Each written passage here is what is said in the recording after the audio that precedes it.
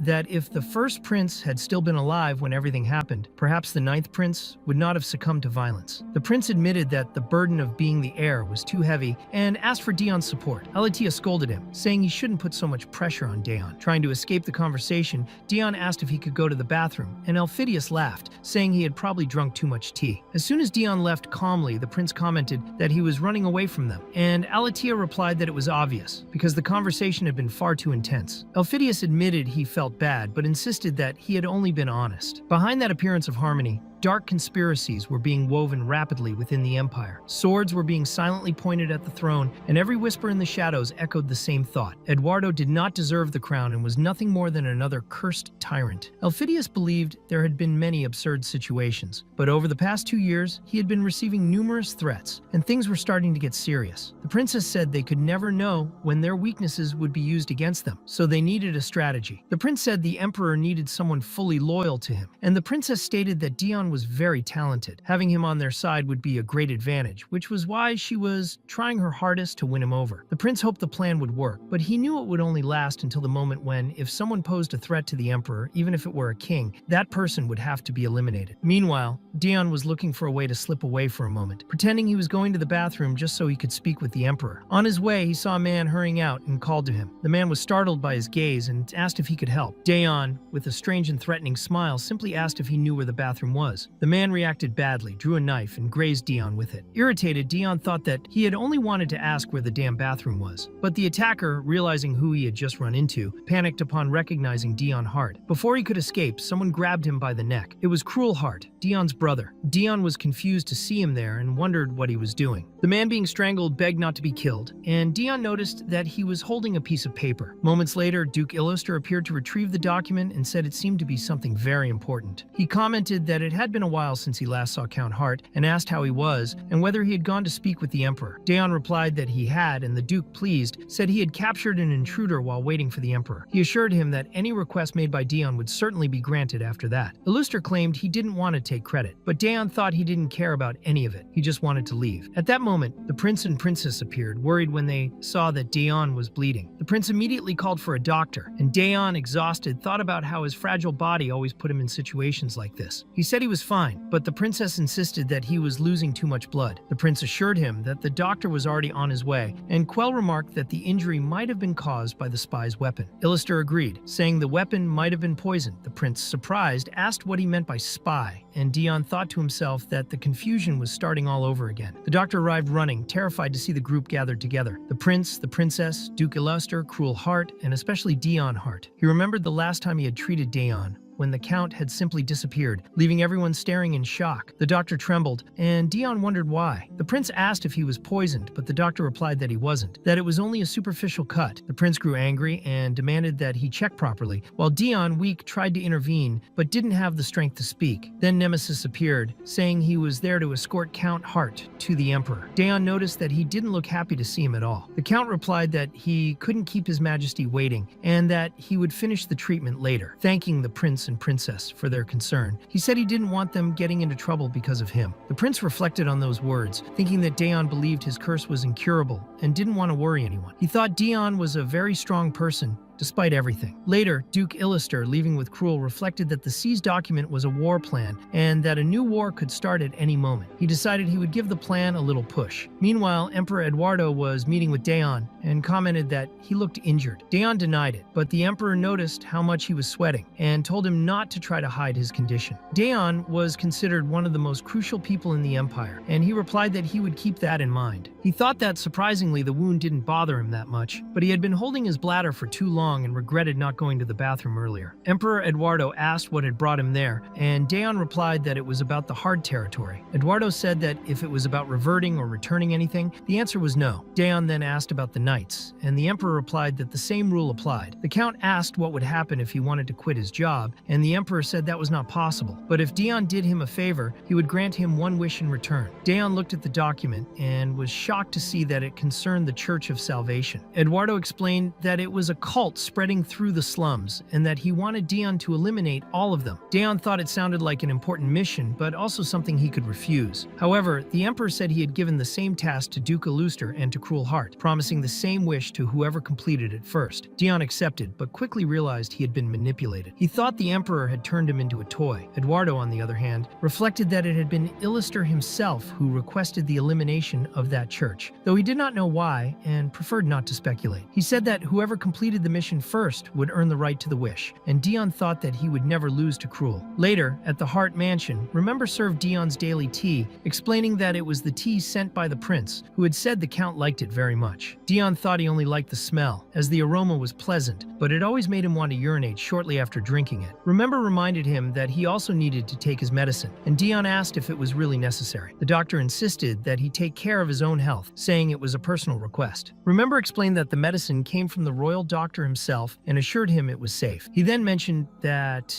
he had prepared a sweet treat to go along with it. At that moment, Lean entered the room to report the results of her investigation. Dion, still with the bitter taste of the medicine, asked what she had found out about the Church of Salvation. Lean said the cult used the slums as a support base, offering free bread and water to attract followers. She said that, unlike other sects, they didn't ask for money, only promised salvation. Dion found that vague. He thought that offering free food must have been expensive at first, but now they were receiving donations from nobles, which reduced the costs. Remember noted that it would be hard for just one family to finance everything, and Dion concluded that the group wasn't after money or trying to popularize a religious leader. He suspected there was something behind it all, but first he needed to go to the bathroom and think more clearly. Lean asked if he planned to see everything with his own eyes and thought Dion Hart was a true legend. She said she would go with him, and Dion, distracted, asked where she meant. She replied, of course, that she meant the church, and he realized the misunderstanding. Later, already in the slums, Lean showed him the way to the Church of Salvation. Danso, who was with them, asked exactly where they were, saying he hadn't prepared for that. Lean explained that Daon's disguise was perfect for the occasion, but he thought the worst part was not being able to use the bathroom beforehand. He told Lean he had something very important to take care of afterward and that they needed to be quick. However, he ended up hiding to finally relieve himself. When Lean went looking for him, he had already disappeared. Lean asked if Daon was really that skilled, but in her thoughts she felt worried. She thought he looked pale and was sweating too much, wondering if it could be the Demon King's curse. Later, Daon commented that he felt much better and mentally thanked the kind person who let him use the bathroom. However, as he walked, he bumped into Cruel Heart. Upon seeing his brother, Dion tensed up. His body reacted immediately, and he ended up spitting blood from his nose. Even though he was weak, he didn't want to show any vulnerability, so he charged at him. Cruel observed him with a half smile and said that a simple arm wound wouldn't be enough to stop him. Dion wondered if he was referring to the spy's attack and replied that it was just a scratch. However, Cruel pressed exactly the spot where the arrow had hit, making him feel a sharp pain. Dion wondered how his brother knew about that wound, since it was confidential information. Cruel said that if Dion had come out with only that wound, then the assassins hadn't done their job properly. At that moment, Dion realized it had been him who sent the assassins and thought he would kill him right there. Before the situation escalated, Leanne showed up looking for Dion and apologized when she saw him until she noticed Cruel's presence. She immediately moved to defend her master, believing that the blood and sweat were symptoms of the Demon King's curse. She thought he must have hidden himself, so she wouldn't worry, and that now, even weakened, he was fighting Cruel Heart. Determined, Leanne decided she would apologize later, but now she needed to fight. Dion told her to step back, saying he would handle it. Silently, he thought that despite everything, maybe it would be good if Leanne killed Cruel right there. But deep down, he knew his brother was also a hero of the Empire. The fight between them would be unequal, and Leanne was at a disadvantage. Cruel asked if Dion was infiltrating the Church of Salvation, and he coldly replied that there was no reason to explain anything. Cruel warned that he would only get himself into trouble by getting involved in that, but Dion shot back, saying that it was Cruel himself who had ordered the assassination attempt and was now pretending to be concerned. He sarcastically thanked his big brother for such kindness. Later, alone, Cruel Heart muttered to himself that Dion was an idiot. He said Dion should have lived in peace, since his body was naturally weak, and with the Demon King's curse, he probably didn't have much time left. Meanwhile, Dion was preparing for infiltration. He smeared mud on his face and asked if Leanne wouldn't do the same, since they needed to look poor and dirty. Leanne hesitated, thinking the smell and texture were awful, but soon agreed and started rubbing mud on her own skin, albeit reluctantly. Dion understood she didn't want to dirty herself, as she had been a noble since birth, but insisted they couldn't go clean into that mission. Soon after, he heard Cruel's voice, who also commented from a distance that it would be better to dirty their hair to complete the disguise. Dion thought, annoyed, that he had ended up accepting a tip from that bastard. He knew Cruel had received the same mission from the Emperor, so he needed to get there first. He asked Leanne to hide her sword and follow him, saying he would go ahead. He thought he felt a bit bad for leaving her behind, but he couldn't waste time. He soon spotted the first target, someone leaving the church. Determined to finish the mission before his brother, he approached cautiously, but ended up stumbling and rolling on the ground, landing face first in the mud. Leanne was completely shocked, and even the woman walking by looked startled. Dion, embarrassed and covered in mud, could only think that he wanted to die at that moment. The woman asked if Dion was okay and said he must be hungry, as he looked weak and could barely stand. When she noticed the blood, she got scared, but Dion said it was just a condition he had since birth and that it wasn't contagious. The churchwoman invited him in, and Leanne watched everything, thinking that he had literally thrown himself to the ground just to get inside. She thought he looked very poor, but also very skilled at infiltrating. She felt excited seeing her master's confidence. But when she tried to go in, the woman explained that they weren't accepting new people and only offered her bread and water, then shut the door in her face. The churchwoman thought that Leanne had an elegant appearance, even when dirty, and figured she was probably a noble. As for Dion, she thought the opposite, that he looked like a man who hadn't eaten in days, and ended up offering him even a cup of tea. Dion remarked that he had heard they gave out food there and wanted to confirm if it was true. When he asked how he could pay, the woman replied that he didn't need to, as everything there was given through faith. While observing the place, Dion thought the temple was beautiful, with priests and happy people, as well as guards who looked like perfect paladins. Even so, he thought the place was too clean, which made him suspicious. The woman asked if he wasn't feeling hot, and Dion replied that he wasn't. He just liked hiding his face because he thought he was ugly. She said that was precisely why he should take off his hood, claiming no one there would judge him for his looks. Without waiting for an answer, she pulled down his hood, and upon seeing his red eyes, she didn't seem to recognize him. She only commented that they were beautiful eyes. Dion, worried, thought that was a bad sign, and replied that his eyes were awful, recalling that not even his own family wanted him because of them. The woman disagreed and said he had great eyes, just like Dion Hart, the famous hero of the Empire known for his red eyes and being very handsome. Dion was confused and wondered if she really believed what she was saying. Feigning naturality, he replied that this Dion Hart was the Empire's hero. The woman agreed and said he was also known as a bloodthirsty assassin, a notorious and dangerous person. Dion thought that really was the reputation the Empire had spread about him, and the woman concluded that the man in front of her looked far too fragile to be the feared Dion Hart. Curious, she asked if he knew where he was. Dion replied that it was a church offering free food, and the woman explained that it was the Temple of the Church of Salvation. She said it was a religious organization created to care for those who suffered under the tyranny of Emperor Eduardo, claiming he brought misery to the people instead of protecting them. She also said the streets should be cleaner and safer, and that no other religion was like the Church of Salvation, because they didn't believe in money or fate, only in salvation. Dion reflected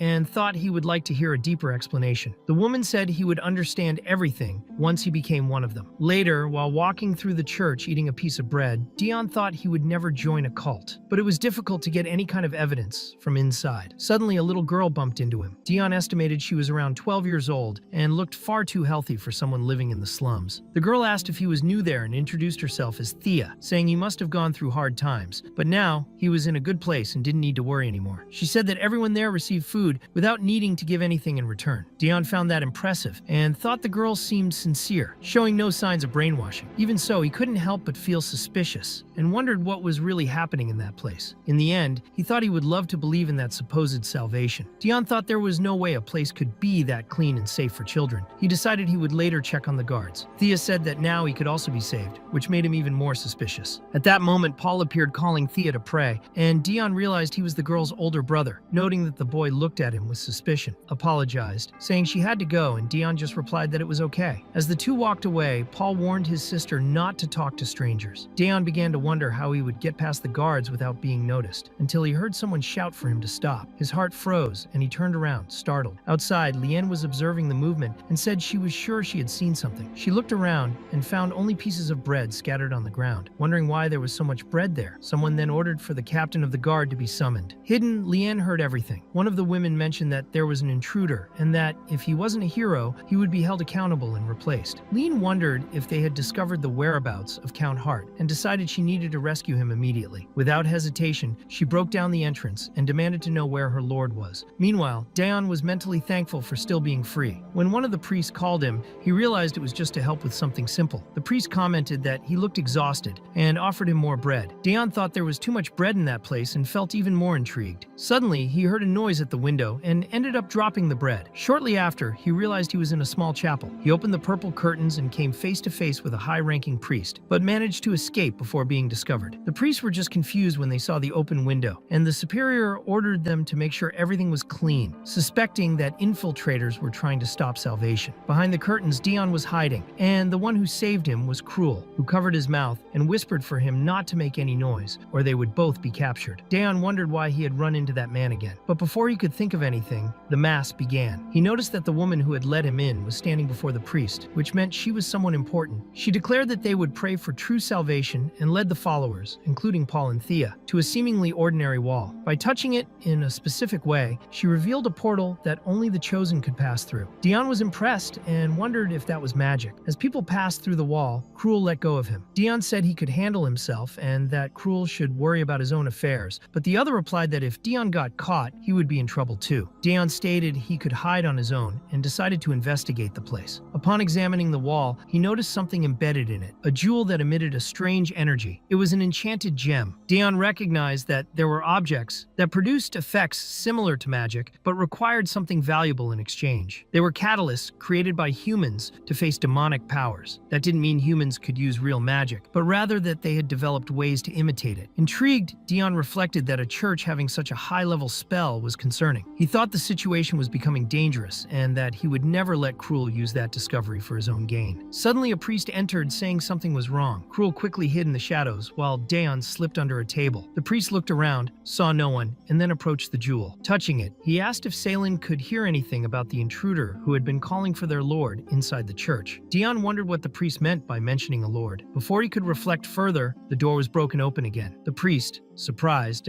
asked who the woman was that had invaded, and Liane replied, demanding to know where her lord was. Dion thought he had told her not to follow him and realized just how badly the situation was about to unravel. The priest asked who her lord was, and Liane, without hesitation, answered that a true lord is the one to whom a knight swears their life. She knew that officially she only had a contract with Dion by the Emperor's orders, but also knew she couldn't call him count or hero in front of strangers. So she stated that her lord was simply her lord, nothing more. The priest asked if she knew his name, but Liane replied that it didn't matter. Dion, hidden, thought she was being extremely reckless and regretted not bringing someone more sensible. Meanwhile, he noticed the jewel still held an active connection. He couldn't leave, but he also couldn't be discovered. On the other side, Salen was listening to the entire conversation through the jewel. She recognized the voice of the intruder as soon as she heard her words, the same suspicious knight she had stopped from entering earlier. Salen also realized that the man with red eyes had arrived with her and immediately understood that it could only be Dion Hart. She concluded that it must be a mission given by the Emperor. She thought she had reinforced the security ever since Cruel appeared, and yet all of this had still happened. She remembered asking earlier how Dion had managed to get in, since everything had been locked. However, she knew the real reason for his presence but chose not to reveal it. She was sure the Duke had sent him as a kind of test, and clearly remembered the moment when the Duke himself handed the church map to Cruel, asking him not to fail the mission. Sailing commented that she hadn't called the guards yet and asked them to consider that a favor, but warned that this would be the limit of her help, as both she and Dion answered to the same master. She promised to strengthen security so that Dion could no longer enter, because the Duke needed to win. She hadn't expected Dion to use the main entrance, so she returned to the congregation and apologized for the interruption, resuming the ceremony. In her thoughts, she wished that Cruel would complete the mission before Dion could interfere, because that was what the Duke wanted. Meanwhile, Line knocked down one of the guards during the commotion and shouted, asking where her lord was. She searched everywhere until Dion appeared. Relieved, she ran to him and asked if he was all right. Dion noticed that the jewel had stopped glowing and deduced that the connection had been cut. He said they should leave that place first and talk later. Line knelt before him and apologized for calling him Lord, explaining that there was no other way to refer to him. Dion replied that she was in a complicated situation and had no choice, assuring her it was fine. Emotionally, Line declared she would follow his orders. She said that when she first saw him receiving orders from royalty, she wasn't sure if he was worthy, but over time, she realized Dion set aside his ego for the sake of the mission and didn't hesitate to enter enemy territory. Line Reiner, determined, said that from that moment on, she would pledge her life to Dion Hart, unless that went against the Majesty's orders. Dion, surprised, thought that came out of nowhere, but Line insisted that she would serve him to the best of her abilities. Dion found it unexpected to receive a full vow of loyalty in a place like that, but he saw no reason to refuse. He promised to do his best not to betray her trust. Silently, Dion thought that, despite everything, Line still prioritized the Empire over him, and that gave him some relief. Line asked if they were going back, and Dion said yes, for now. He said the Assassin Knights would conduct their own investigation of the site, and that the top priority was to discover what that jewel was and what spell was contained in it. 3 days later, Dion commented that he didn't expect it to be so difficult to find a spell specialist across the Empire. They discovered that 99 out of 100 lived in the south, and there were practically none in the north. He figured traveling there would take a long time, and wondered if Cruel also hadn't discovered anything yet. Then, Remember appeared, saying they had found a spell specialist, and Dion ordered the carriage to be prepared immediately. Remember explained there was a village full of specialists that could be reached in less than a day. When they arrived, Line remarked that the place was smaller than she expected, and Dion responded that spellcasters preferred to live isolated in small groups. He was tired of climbing mountains, but knew the priority was to find the specialist. Line mentioned that he didn't need to be so formal with her since he was her lord. Dion replied that he preferred to maintain respect and continue speaking formally. In the middle of their conversation, they ended up running into Cruel, and Dion was surprised, wondering what his brother was doing there. He suspected Cruel was following him and thought that man always seemed to appear out of nowhere. Suddenly, an old woman rushed over and, pointing at Dion, said the disaster had arrived. She ordered them to leave the village immediately. Line was outraged and asked how she dared speak to her lord that way. Dion, however, just laughed at the absurdity of the situation and asked what she meant by disaster. He said that, if anything, he was more of a walking sin than a disaster. The old woman, irritated, said they should kill him before something terrible happened. Dion was startled when she pushed him, slightly injuring him, but everyone around held her back, telling her to calm down. It was then revealed that she was a spell specialist. The woman looked at him seriously and stated that he must not hate anything, nor allow anything to hate him, or a terrible disaster would occur. Dion, confused, stepped back and asked what she was talking about, not understanding anything the witch was saying. A young woman approached and tried to calm the old lady. It was Ran, her granddaughter. The old woman insisted that he was the disaster, but Ran replied that she knew, although it hadn't happened yet, and they couldn't judge someone based on that alone. The grandmother agreed, admitting she had overreacted. Dion thought that if that woman was truly the specialist Remember had mentioned, he couldn't take her with him. It was already too late to try traveling to the Southern Empire in search of another expert. But then Ran revealed that she had been waiting for him. She said she was the old woman's granddaughter and apologized for what had happened. Dion said it was fine and mentioned he intended to leave, but Ran asked if he had come looking for a spell specialist. She said it wasn't hard to deduce and revealed that she herself was a specialist. She explained that she already knew he was coming and that he was looking for information about the Church of Salvation. She assured him that if he took her with him, she could help him accomplish the mission's goal. Daeon was surprised. Even though she was young, Ran seemed to know too much, and the fact that she was aware of a secret mission intrigued him. Still, he could tell she was genuinely skilled. He thought that if he didn't accept her, Cruel certainly would, and decided to take her with him. He didn't want to let his brother get ahead. Meanwhile, Cruel reflected that he didn't care about not having secured a spell specialist. The Duke had said that this mission was meant to prove his worth, and Cruel intended to win at all costs. He decided he would find another specialist on his own, but first, he wanted to speak with the old woman. When he approached her,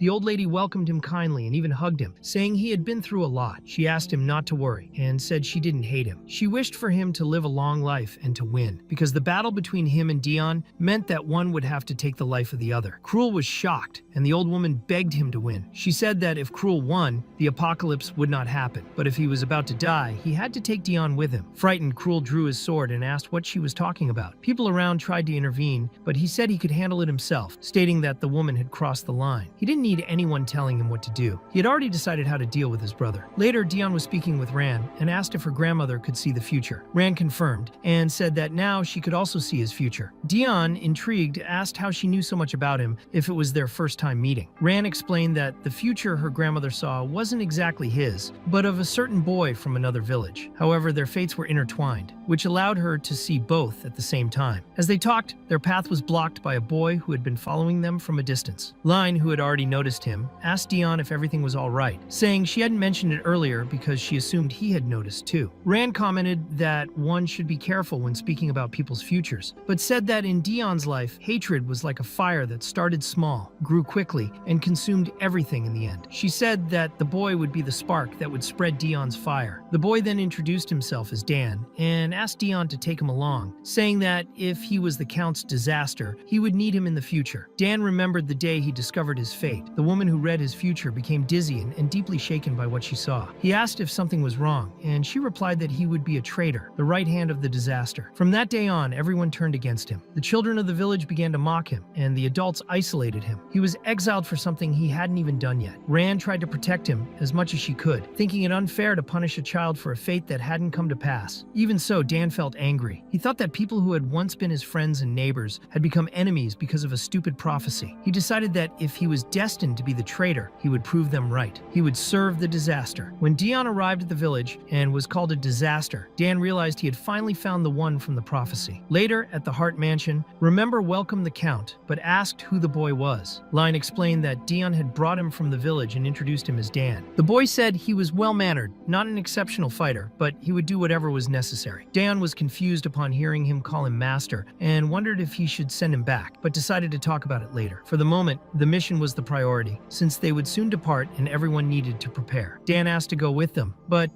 Daeon said not for now. He thought it was risky to take someone who didn't know how to fight, as the boy could die easily. Even so, he noticed that Dan looked frustrated by the answer. He thought that perhaps he could let him follow in another way. Although he had reasons to suspect him, strangely enough, the boy didn't make him nervous, which was rare. Meanwhile, at the Church of Salvation, the smell of smoke spread. A fire had started, caused by the assassin knights. They were unsure of what to do until Daeon explained that their task was to set fire to the church, and once he entered, they should watch and eliminate anyone suspicious, but without killing the believers. He only wanted to eliminate those who had information about the plan. Some questioned whether it wouldn't be easier to kill everyone at once and thought the captain was being too merciful. Daeon responded with irritation, and Ran intervened, saying the decision was hers, since it was not yet the moment for a full massacre. The knights then accepted the order, convinced that it was for the Count's sake. As the fire spread, the faithful begged for the flames to be extinguished but were ignored. Many recognized the assassin knights and wondered why they were doing this, since they served the vampire Count. A woman clung to one of the knights and pleaded for help, saying that the church was all she had left and begging to be killed before seeing her home destroyed. The knight hesitated, thinking that this was better than starving to death, but he was shaken. At that moment, Paul appeared to protect the woman, and the knight dropped his sword. He couldn't kill her, as he hadn't received direct orders, and he couldn't use his drug either. That place was the last hope for many people, and now they were destroying it. The faithful were evacuated, and many swore they would never forgive the emperor, believing that Daeon Hart was merely the empire's sword, following higher orders. Meanwhile, inside the church, Ran was analyzing a jewel. Daeon noticed that the commotion had drawn everyone outside and approached her. Ran sensed something strange about the jewel and explained that it was a spell catalyst, capable of distorting space and time, as well as serving as a means of communication. She wondered why such an item was there and suddenly realized, alarmed, that it wasn't just a simple spell, but a disguised form of magic. Dion asked if it was really magic, considering they were in the human realm and only demons were known to use such power. Ran explained that she had discovered its magical nature because the artifact distorted space, something that couldn't be done with an ordinary spell. It had to be magic. Dion then wondered if the Demon King knew about the object's existence, and Ran replied that she was almost finished deciphering its structure, needing just a bit more time. Dion wondered if she could also track magic, as it became clear to him that Ran wasn't just any spellcaster. After a few minutes, the portal opened in front of them. Ran said they could enter now,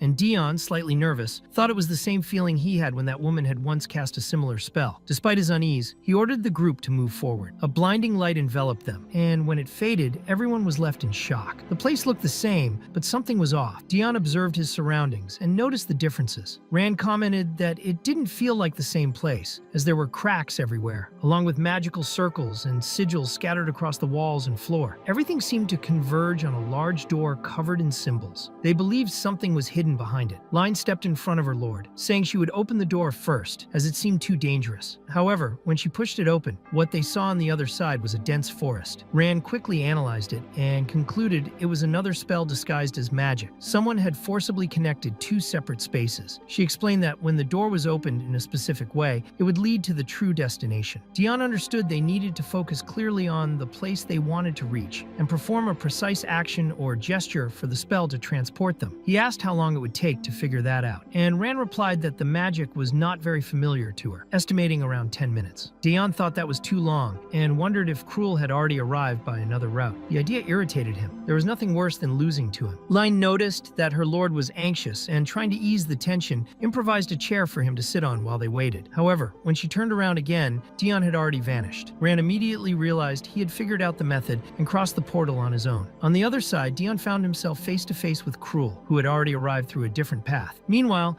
the Church of Salvation continued to burn. Outside, Salen watched the destruction. She noticed the knights were evacuating the civilians and concluded they were not directly involved in the attack. She considered them weak and thought that, if it were her, she would have locked the building and killed everyone inside. She then grabbed some documents and decided to flee with the evidence, ensuring that Dion would have nothing to present to the Emperor. Convinced of her victory, she believed that Dion Hart would never achieve what he sought. Meanwhile, Cruel continued to stare at Dion in silence, holding a lit torch. Dion remarked that he was always one step ahead and wondered where he got so much information. Suddenly, Cruel dropped the torch onto a pile of documents. The flames spread quickly. Dion panicked, as everything he had been searching for was right there. He tried to save the papers, but Cruel grabbed him forcefully. The Count demanded to be released, but Cruel remained impassive, showing no emotion. Dion, weak and wounded, realized he didn't have the strength to fight him. The smoke made it hard to breathe, and the heat from the flames made him dizzy. Without resistance, Cruel lifted him and threw him over his shoulder, carrying him like a sack of potatoes. Humiliated, Dion tried to understand who had orchestrated all of it. He thought there were few people in the Empire capable of manipulating something of that magnitude. The memory of the purple symbol engraved on the documents made him realize who was behind it all: Duke Illister. Enraged, he understood he had put so much effort into a fight that had already been lost from the beginning. He tried to react and struck Cruel, but the man wasn't fazed at all. Dion, furious, accused him of enjoying it, but soon spat blood, exhausted. Cruel dragged him outside and threw him in front of Ran and Line, who ran to him. Line asked if he was okay upon seeing him bleeding. Dion, filled with rage, said he would kill that bastard. Cruel, however, simply stated that if he wanted to live, he should leave that place and never mention what had happened. Later, Dion Hart lay silently in bed, worn and defeated. The weight of humiliation and loss consumed him as he thought about everything he had lost that night. Dion believed Cruel had burned all the documents, but he was sure many of them were forged. That meant, in the eyes of the Emperor, the victor would be Cruel. He regretted not killing him when he had the chance. Shortly after, Line entered his room to inform him that the spell specialist had just left. She said that if she had known the Count was awake, she would have called her in. Dion simply replied that he had wanted to ask something, though he chose not to say what. Deep down, he wanted to know if there was a way to place a curse on Cruel, although he knew he couldn't ask that openly. Line remarked that they had only managed to pass through that part of the previous room thanks to Dion's own power, which confused him. She explained that, according to Ran, the method to pass through that space was to form a circle, walk 3 times to the left and twice to the right. That was exactly what Dion had done, without even realizing it, distracted by his own thoughts. He was surprised to discover that he had activated the portal unintentionally. Line commented that it was pure luck, and Dion thought that if he were truly lucky, his life would be much easier. Soon after, Line mentioned that Ran had left a message before leaving. Remember, arrived with the message. but he wasn't alone. With him was a messenger sent directly by the emperor. Dion realized the time had come. Meanwhile, far away, a laugh echoed, not through a hall or corridor,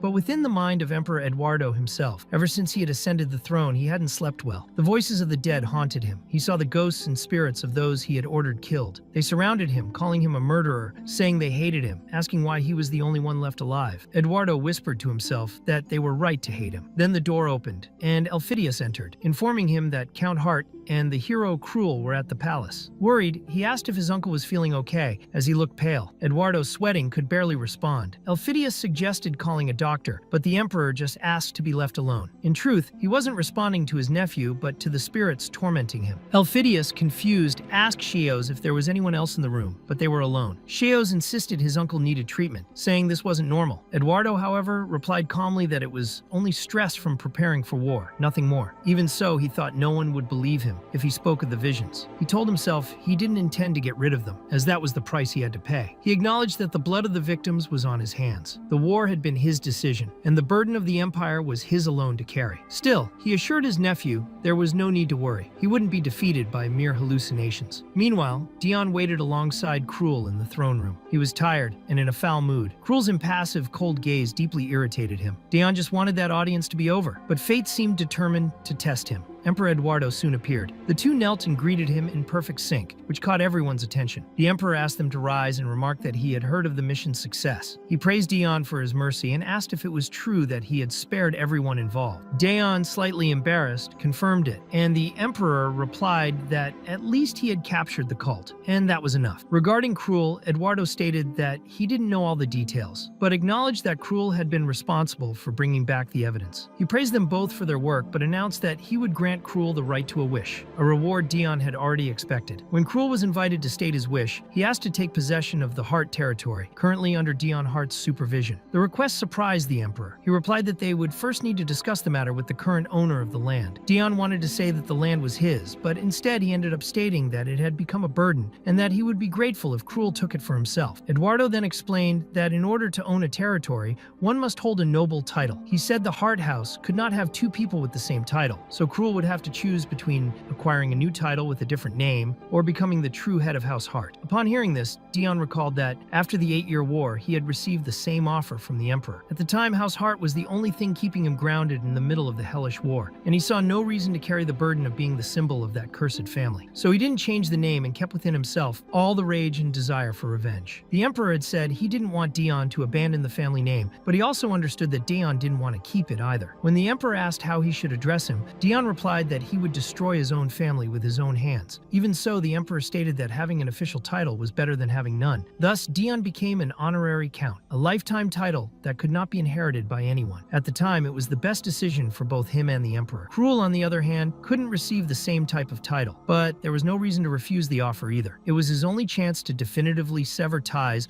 with the members of that family, including Cruel himself. However, Cruel surprised everyone by telling the emperor that he had no desire whatsoever to change his surname or inherit House Hart, leaving Dion completely shocked. He wondered why Cruel had refused. The emperor explained that, in addition to the honorary title, House Hart was still a family with a long and noble history, but now only two living descendants remained, Dion and Cruel. The head of the family position was vacant, and Dion wondered why Cruel had rejected such an opportunity and also decided to keep his name. The emperor remarked that Cruel was just as infuriating as his brother, which made Dion question if the refusal was merely out of nostalgia. The emperor then suggested that Cruel could obtain a title from Duke Illister by helping him manage the territory. He declared the decree officially, but asked Dion to remain in the palace for a while longer. Internally, Dion was desperate, as he didn't want to stay there. He was left alone with the emperor in silence, feeling the heavy air and wondering if the sovereign had finally discovered his true identity. Meanwhile, Eduardo observed him and thought that Dion looked extremely tense, likely due to losing the Hart territory. Then the emperor revealed his plans. A new war was being prepared. The mission against the Church of Salvation had ended at the perfect time, as the kingdom of Ilion was turning against the empire. Dion asked if that meant they were going to war against the kingdom of Iron, and the emperor confirmed, saying it would only be the first step. Dion felt exhausted just thinking about yet another war and wondered what the emperor was planning this time. The emperor declared that he would assign Dion to matters regarding the demonic empire, since the demon king would not sit idly by while Eduardo conquered the continent. As Dion was the only human who had earned that king's trust, his mission would be to prevent him from interfering in the war. Dion accepted the order and promised to fulfill His Majesty's will. Before letting him go, the emperor added that he hoped to see him next time without the Demon King's mark, revealing that he had noticed the symbol long ago. Dion replied that he would try to remove it next time. Later, Cruel had a meeting with Duke Illuster. The Duke asked whether the reward he received, the Heart territory, wasn't enough. Cruel replied that it was. The Duke then commented that when he met Count Hart at the palace some time ago, the Count said he was there to discuss the Hart family's territory. He asked if Cruel hadn't made the request for his brother's sake. Cruel, however, coldly replied that he hadn't thought much about him. He simply wanted it for himself. Illuster observed Cruel in silence for a moment before commenting that it was natural for him to be stressed, as he would soon take part in an important meeting. He said he wasn't punishing him, since the real goal of that mission was to reward him for all the hard work he had done up to that point. Then he asked if something had happened that he should know about, and Cruel replied no, although deep down he knew something had. Dion had uncovered the whole truth. Cruel had only wanted to remove him from the path, but now he knew that Duke Stave Illuster was behind everything. If the Duke found out that Dion knew about the conspiracy, he would undoubtedly order his death. While thinking about this, Cruel noticed that Stave Illuster was already heading out the door, saying they would be late for the meeting. The young man then decided to keep the secret at any cost, because if the Duke found out that Dion knew, it would be the end of him. Soon after, Silent joined them. Stave Illuster praised her work with the Church of Salvation, and she simply replied that she had done what needed to be done. The church continued to attract followers even after everything that had happened, which was part of the true plan. The Church of Salvation aimed to build a pure and benevolent image, a place that offered bread and water for free, cared for the needy, and had Duke Stave Illuster as its patron. This solid base of followers remained loyal even after the disaster, which ended up benefiting the Duke. The tragedy had been used to place all the blame on Emperor Eduardo, portraying him as a sinner and an enemy of the people, while Stave Illuster positioned himself as the true savior. Now the Duke was seen as the redeemer of the empire. He asked Celine to keep everything secret for now so the emperor wouldn't find out. She, pleased with her work, replied that she would not disappoint him. Later, the great imperial meeting began. The elder counselors complained that the summons had been issued too hastily and said that if it wasn't something truly urgent, they would leave. Stave Illuster, listening to their complaints, thought they were all fools. He knew exactly why that meeting had been called. It was what Emperor Eduardo did best ever since ascending the throne: start a new war to prove his power. Soon the emperor entered the room asking if everyone was present. The nobles bowed, offering praise to the empire. Stave Illuster noticed that Eduardo seemed to be in a bad mood and also looked ill. Without delay, the emperor announced that in 3 days he would declare war. Everyone was shocked. Some pointed out that it had been only 2 years since the end of the 8-year war and questioned whether another war was truly necessary. Eduardo replied that the previous war had only ended because the other kingdoms didn't dare challenge his authority, but in the past few years they seem to have forgotten their proper place. One of the counselors mentioned that the kingdom of Ilion had been disrespectful, but that this alone didn't justify another conflict. The emperor responded that it wasn't just Ilion, as other kingdoms had also failed to meet their obligations. They had taken advantage of the weakened state of the vampire count, Dion Hart, to act in the shadows and defy the empire. According to the emperor, hard times create strong heroes, and during the 8-year war, many heroes had emerged, but only 3 had survived. The most notable of them had been the last to be recognized, the vampire count Dion Hart. Eduardo declared that Dion's very existence was enough to paralyze enemies, as he commanded a significant portion of the empire's armed forces. The name Dion Hart carried great weight, but according to the emperor, he was not their only weapon. It was time for the empire to show its true power and conquer the entire continent. That was Eduardo's grand goal. However, many counselors protested, saying it was still too soon to start another war, especially since the revolutionary army hadn't even been eliminated. The emperor merely smiled and said it was a good thing they had brought that up. Eduardo declared that he already had a solution to the problem and that everyone seemed to be forgetting something very specific. He said he was not just the emperor, but the empire itself, and that if they didn't want to disrespect the entire empire, they should obey his orders. The room fell into complete silence after his words. Then the emperor officially confirmed that war had been declared and ordered everyone to gather as much information as possible about the revolutionary army before the next meeting. As soon as the meeting ended, all the nobles and generals left the hall in despair. The only one who remained was Duke Stave Illuster, personally summoned by the emperor. Eduardo remarked that the leader of the Church of Salvation had been identified as someone who frequently clashed with him within their own faction. Stave Illuster confirmed this, saying it had been his failure for not managing the members properly. He apologized, but the emperor drew his sword and pressed the blade to his neck, asking if he thought he was an idiot. Trembling, Stave Illuster Illuster replied that he would never think such a thing. The Emperor, with a cold stare, said he had recently heard something interesting, a phrase that went, "The Emperor is the sin and the Duke is the salvation." The Duke tried to hide his fear, saying those were just the words of madmen in the streets. Eduardo, however, replied that it might be true, as he was closer to being a disaster than a sin. Illuster, trying to regain his composure, stated that the Emperor couldn't kill him, but the edge of the sword had already grazed his skin, causing blood to run down his neck. Eduardo looked at him with disdain and said the Duke seemed to have forgotten that his entire lineage had already been wiped out, and asked if he really believed that would stop him from killing him. The Duke replied that it wasn't because he was a noble that he should be spared, but because if the other nobles revolted, the war would not happen. The Emperor laughed and said, "And they call me the Sin, right?" Then he lowered the sword, sheathing it slowly, and murmured that the people couldn't be more wrong. When Stave Illuster left the hall, still with blood trickling down his neck, he thought that to truly seize the Empire's power, he would first need to eliminate the loyal dogs of the throne. He decided he would begin his actions during the war. Meanwhile, Dion was in a meeting with Prince Elphidius. The prince asked if he was really going back to the Demon Kingdom, and Dion was puzzled, wondering how the prince knew that. Elphidius explained that being close to the Emperor made it natural for him to know such things, and that, as the crowned prince, he needed to be aware of imperial plans. Dion apologized for his reaction, and the prince confirmed that he knew the Emperor planned to send him back as soon as the war began. He only asked that Dion remember to return, no matter what happened. Dion replied that he would keep that in mind, and Elphidius thanked him for all the work he had done in the name of the Empire. Later, as he walked through the corridors, the prince reflected on what he had heard. He thought that Dion was not just a hero of the Empire, but also a commander of the demon army. He wondered what the Demon Kingdom could offer that was more valuable than the human realm. He didn't fully understand what Eduardo was planning, but knew there was always the possibility that Dion could betray the human empire. That's why Elphidius wanted to maintain a friendly relationship with him, even though he knew how difficult it was to get close to someone with such a cold and distant personality. Even so, he believed that staying in direct contact with Dion would help him obtain more accurate information. As he walked deep in thought, Alatia appeared and asked how the meeting with Count Hart had gone. Elphidius replied that if she held the title of Crown Princess, she would have attended the meeting too. She retorted that she didn't want to carry such a heavy burden. He reminded her, however, that she was still second in the line of succession. Alatia asked why he seemed so anxious, and the prince responded with a confused expression, asking if he really looked that way. She smiled and said there was no reason to worry. It was normal to be nervous with so many discussions about war and the Revolutionary Army. Then she grabbed her brother by the arm and suggested they have some tea in the garden, believing it would help him relax. As they walked together, Elphidius suddenly said in a low voice that their uncle was having hallucinations. It was as if now, beyond the nightmares, Elphidius was seeing the dead who haunted him. He thought that, as a prince, he shouldn't say such things, but Emperor Eduardo was his beloved family, someone he didn't want to lose under any circumstances. Alatea asked if any doctor had seen the Emperor, but Elphidius replied that she already knew how stubborn their uncle was, as stubborn as a bull. He remarked that their uncle had a nearly pathological sense of duty, and Alatea said that wasn't duty, it was guilt. Elphidius agreed,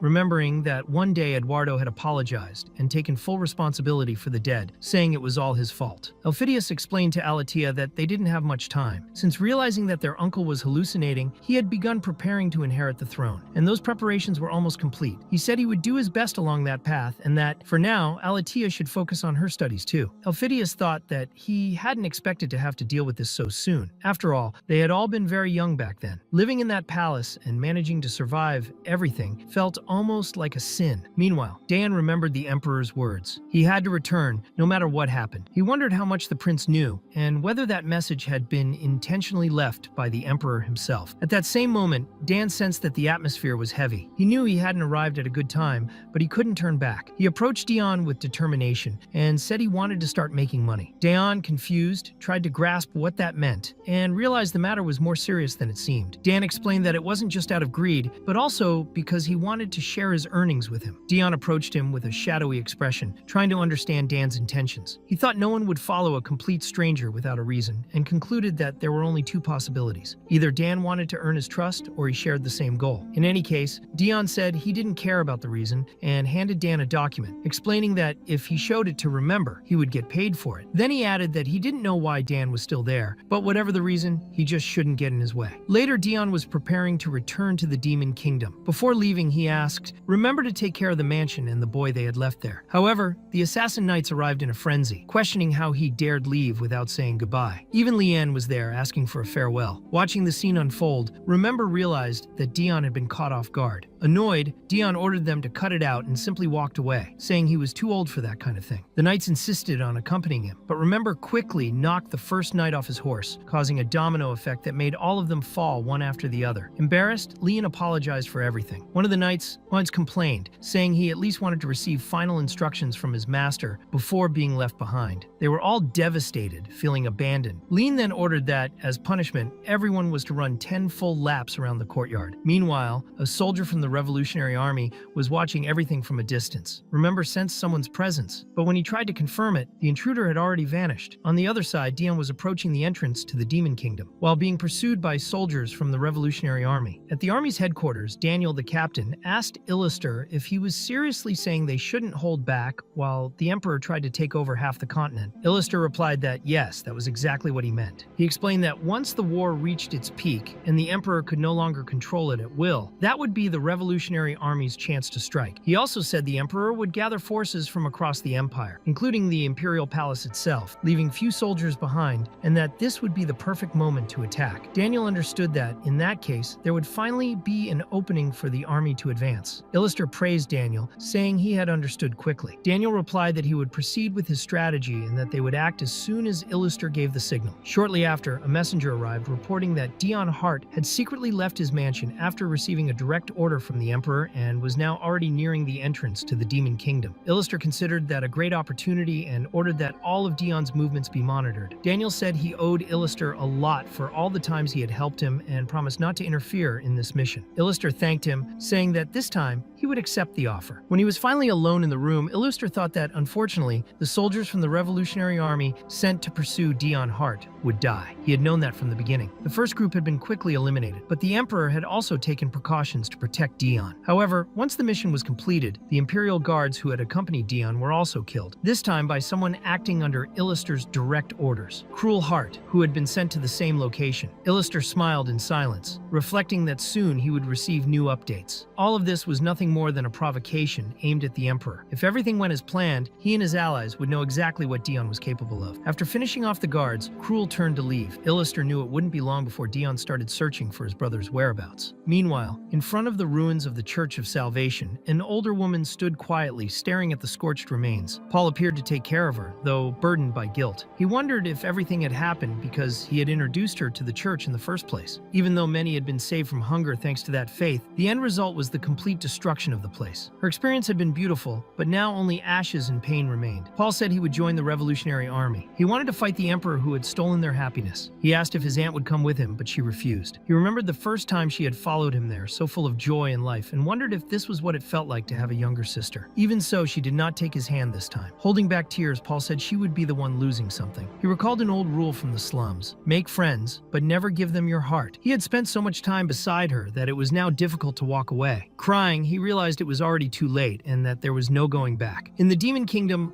Lilynell was missing her beloved commander terribly. Her butler, who accompanied her, remarked that it seemed like they were just waiting for his return. The moment she received news that Dayon had arrived, Lilynell ran off. The butler tried to call after her, but she didn't hear him. When she finally saw him, Lilynell could hardly believe it. It was really him. Dayon had returned. She landed so forcefully that she cracked the ground beneath her, overwhelmed with excitement at seeing him again. She asked how his mission in the human realm had gone. Dayon, startled, almost had a nervous breakdown from the shock, but managed to compose himself. Lilynell realized that maybe she shouldn't have asked, and simply watched as he answered that he was exhausted. Dayon said he had come across people who believed in a fabricated religion and asked if she believed in such things. He figured his visit to the human realm wasn't exactly a secret, but chose not to reveal the darkest side of the situation. Curious, Lilynell asked what kind of religion it was. Dayon explained that, in short, it was as if everyone, humans and demons alike, believed and followed whatever the Demon King said, no matter who he actually was. Lilynell scoffed and said that was a stupid idea. Dayon had expected that reaction. To demons, such a concept sounded absurd, but then Lilynell added that it would be much better if everyone trusted him instead of someone so insignificant. Dayon, confused, wondered if she was talking about some kind of demon church and tried to understand what she meant by that. Lilynell told him to forget the topic and asked if he was going straight to see the Demon King. She explained that he was currently in the Central Garden. At that moment, the Demon King was meeting with other abyssal leaders, the Beast Queen, the Fairy King, the Dwarf King, and the Vampire Queen. The Abyss was home to many different races, not just demons. It was only called the Demon Kingdom because the majority of its population was made up of demons, but many other species coexisted across the vast territory. The Demon King remarked that he didn't understand why everyone was so interested in the human realm. The Fairy King responded that once that mad emperor conquered the entire human continent, he would inevitably turn his eyes toward the Abyss. He said that as leaders of their respective races, they could not ignore such a threat. The Fairy King added that demons were simply a mistake and declared he did not want to see his race endangered by them. The Demon King, with a slight smile, replied that he was being particularly insolent that day, but acknowledged that the timing was appropriate. He said that fortunately, his informant had just returned from the human realm and stood up to welcome him. It was Dion Hart. The Demon King asked if the trip had been smooth, saying Dion had arrived at the right moment, as there were many matters to discuss. The first topic was the Empire's attack on the kingdom of Ilion. He wanted to confirm whether the Empire's true goal was to conquer the entire continent. Dion replied yes, but before he could continue, the Fairy King interrupted, saying he already suspected the Demon King had a human informant. No one at that table trusted humans, but the Demon King stated that, as long as Dion was there, he was worthy of trust. Dion was surprised by those words and wondered if the king was actually saying that the moment he turned his back on the demon realm, he would be killed. The Demon King then asked what orders the Emperor had given him. Dion hesitated for a moment, unsure if he could speak openly in front of everyone, but realized there was a reason the king was asking in front of the other races. He explained that the Emperor's order was to monitor the Demon King and ensure he didn't get involved in the war. If the king did choose to participate, Dion was to return to the human realm at any cost. He added that, during his investigation, he had discovered something unexpected: signs of magic in the human realm, specifically within a religious organization called the Church of Salvation, where he had also identified magic users. The leaders around the table fell silent, and one of the demons asked if it was true. The Demon King closed the matter by saying Dion should get some rest. Dion noticed the king showed no immediate curiosity about the discovery, but he soon requested that Ben check Dion's injured arm. When Ben suddenly appeared, he nearly startled the commander and insisted on examining the wound. The king observed everything closely, and although he appeared calm, he was genuinely curious about what Dion had reported. The Fairy King, amused, commented that the situation was quite interesting when seen from another angle. He said no demon would dare use magic in the human realm without the king's consent and knowledge. He then accused the Demon King of hiding dirty tricks. The king coldly replied that he and his insolent tongue were still the same. The Fairy King questioned how anyone could use magic without considering the consequences, reminding them that his own race was sensitive to magical energy and that everyone had already felt the disturbance it caused. He said the world was preparing for another clash and that soon another hero would be sent to the Abyss, one stronger than any before, a true threat to the Demon King's throne. The king asked if he should be afraid, but answered his own question, saying there was no reason to be. He stated he would deal with the warrior when the time came. He also declared that he was beginning to feel bored, as it had been a long time since a real threat had emerged. The Fairy King,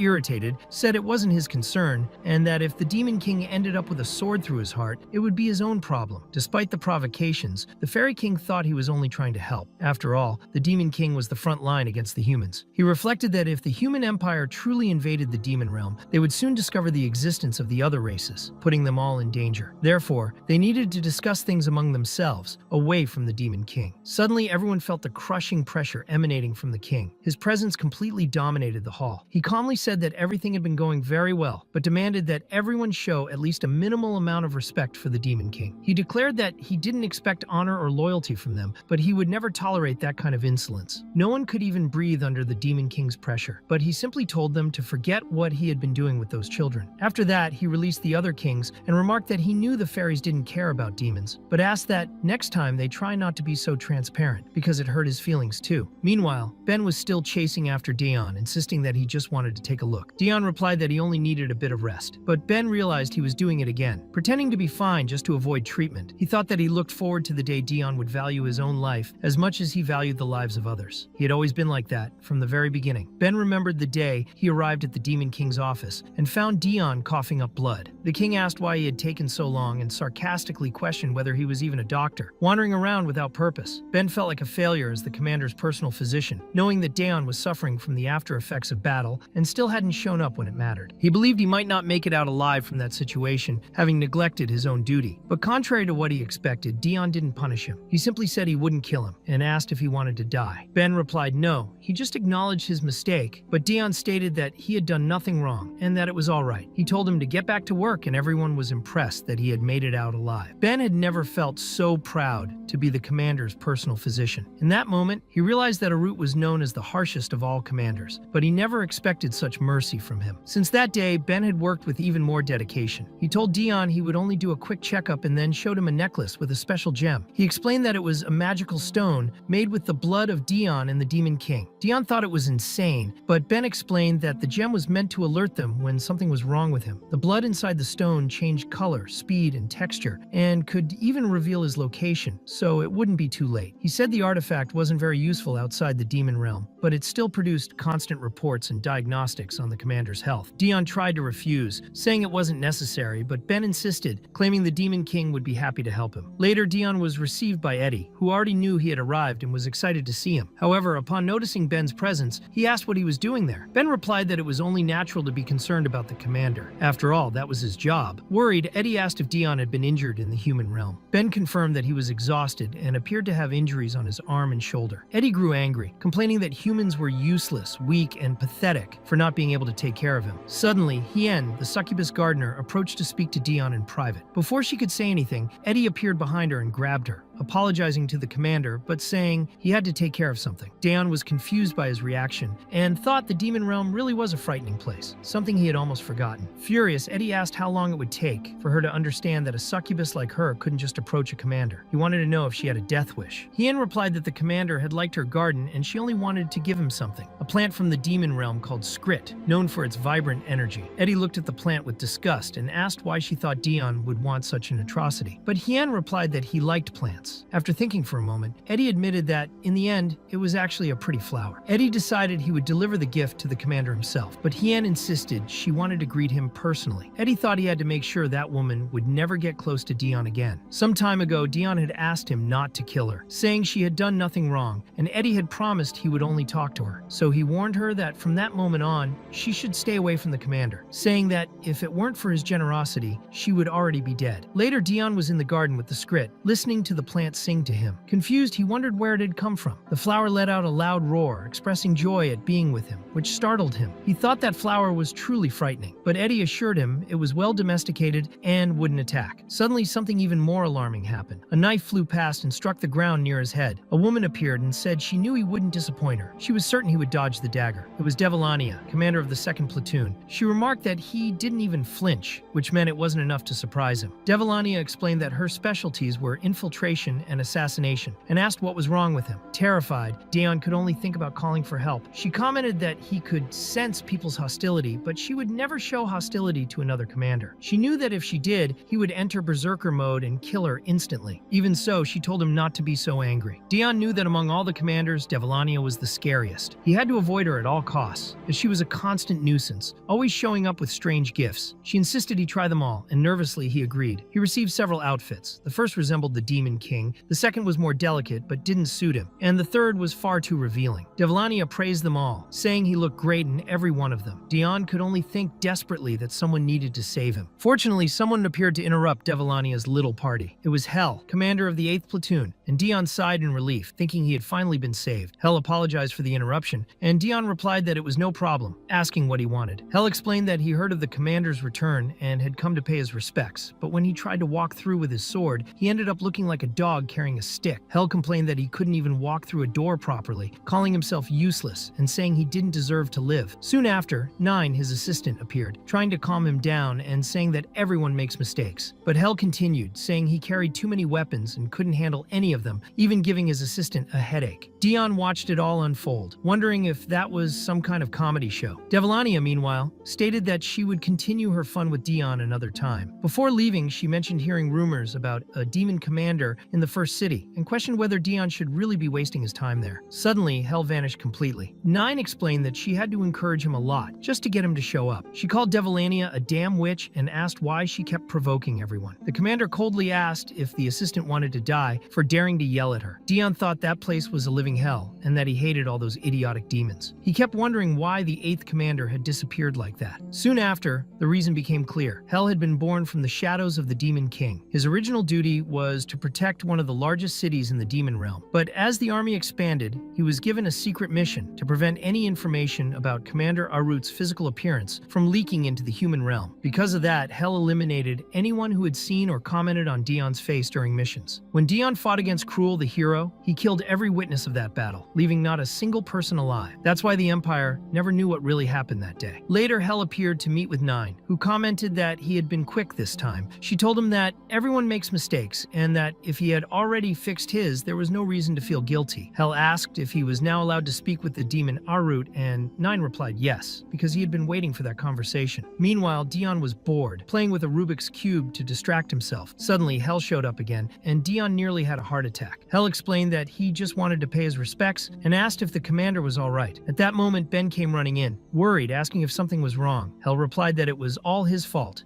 and that he deserved to pay with his life. He then grabbed his weapons and pointed them at himself, saying he would punish himself for his mistakes. Dion interrupted him and said that actually he was happy to see him. Hel blushed and began smiling like a child. He said that the demon Arut was happy to see him, and upon hearing that, Nine praised him, saying he was doing very well. Dion thought the man was completely bipolar, but calmly responded that Hel had fulfilled his mission well and should rest a little. Hel was enchanted by the energy radiating from Dion, by his eyes and powerful presence. He thought he was like a true alpha and wished to become someone like him. Before leaving, he wished the commander a good rest. Ben also excused himself, saying he would be nearby in case he was needed. Alone in his room, Dion felt a bit disappointed. Even the Skrit tried to comfort him, gently patting his back. He thanked her, simply saying, "Thanks, little plant." He then reflected that he didn't belong in that place and began to consider whether he should finally start acting like the double agent the Emperor so badly wanted him to be. Even the Skrit seemed to flinch at the tone of his voice. Dion thought that a good spy needed, above all, to gather information about the enemy. He found himself in a vast territory where few truly knew him. When they finally realized he was the demon commander, everyone bowed before him, which made him uncomfortable. In the castle's library, he came across an interesting book titled Analysis of Imperial Reports, a study of the current heroes of the Empire, written by Devilania herself. Dion figured the book surely contained valuable information. The first hero mentioned was Nemesis, who had fought alongside Emperor Eduardo, then the 9th Prince, during the coup d'etat.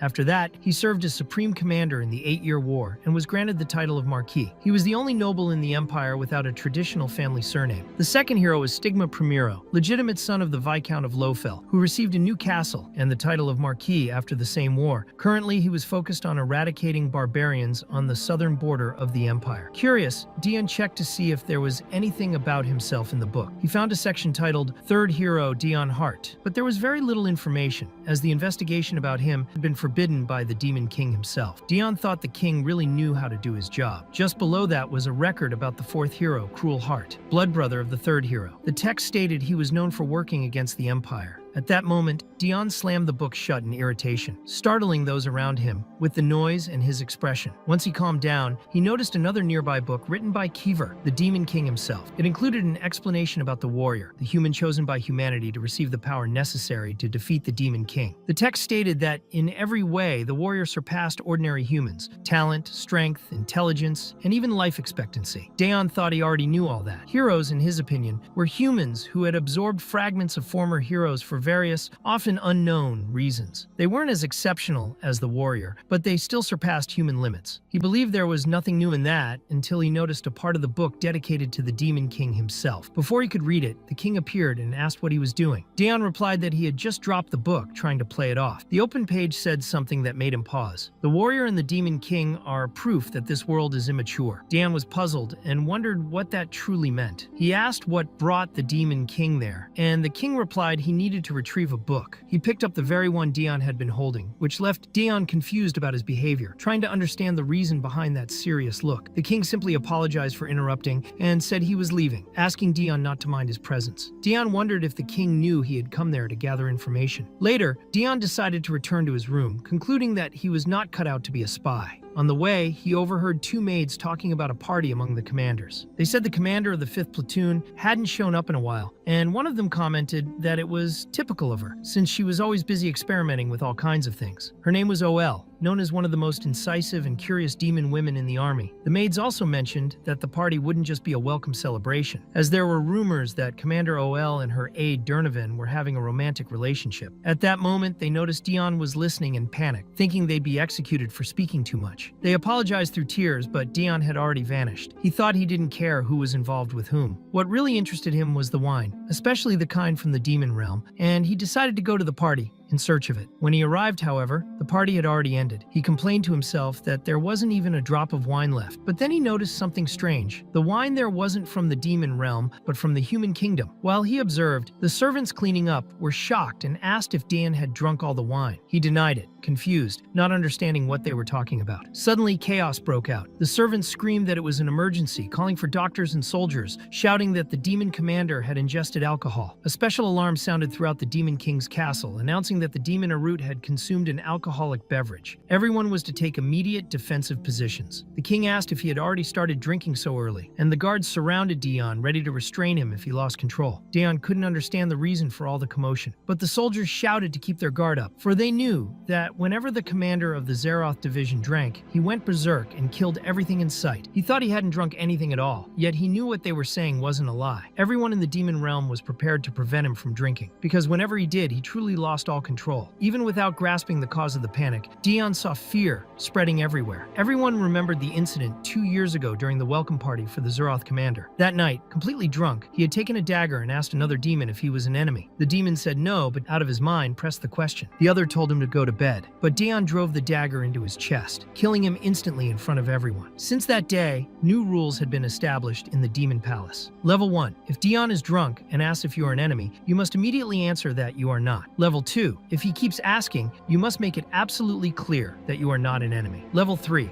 If he still isn't convinced, total defense mode must be activated. One of the soldiers asked why they were already in defense mode if he was still at level 1. Another replied that it was better to be safe, since any injury to Arut meant disaster. They ordered everyone to lower their voices so he wouldn't hear, reminding them that the Demon King personally protected him. The only goal was survival. Then Dion smiled, and that smile made everyone's blood run cold. They thought it was the end, but Dion had only smiled unintentionally. The Demon King intervened and ordered everyone to stop immediately. Dion heard someone say that their presence had been providential, and he thought the situation was getting out of hand. The Demon King asked if he could hear him, leaving Dion unsure how things had escalated to that point. The king, realizing that Dion was probably still at level 1, asked him to listen carefully and assured him that no one there was an enemy. No one wanted to attack or kill him. Dion then dropped the bottle and said he had no intention of fighting. Those around wondered what level that was, since they had never seen such behavior. Dion tried to explain that he was just being respectful, at which point the king asked if he had drunk wine. Dion denied it, saying he had only been looking for the drink they claimed was from the human kingdom. The king remarked that he knew Dion had been with Devilania since he'd seen him in the library, as he rarely went there otherwise. He suggested Dion go to the second city with Devilania to rest before the war began. Eddie offered to arrange the departure, but Dion felt he was in trouble when the king called him for a private conversation. Later, in the meeting room, the Demon King received news that the Kingdom of Iron had surrendered to the Empire. Although he stated that he wouldn't act until the Empire controlled half the continent, he seemed to have little time to think. He took a communication crystal and announced a message to the entire demon realm. From that moment on, the use of magic anywhere in the kingdom was strictly forbidden, except for domestic purposes or when one's life was in danger. He summoned the commanders of the 2nd, 4th, and 8th platoons to punish anyone who misused magic, declaring that unauthorized use would be punished by death. Devilania received the news with satisfaction. Adelia said she would be busy, and the Demon King regarded the mission as extremely important, since a war on the human continent could interfere interfere with his plans if the demon realm were to emerge in the midst of the conflict. The immediate objective became delaying the warriors' arrival in the empire. Although the king was unsure whether everything would go as planned, he wondered how to stop the storm before it reached his kingdom. The fairy king also received the message and declared that it was already too late, since the demon king was only now sensing the warriors' approach, while the rest of the world had already made preparations, waiting for the right moment to act. When another warrior came, it would be the worst moment the demon king would face, and in the end, nothing would prevent the arrival from resulting in death, whether for the empire, the duke, Cruel, or Dion. At the same time,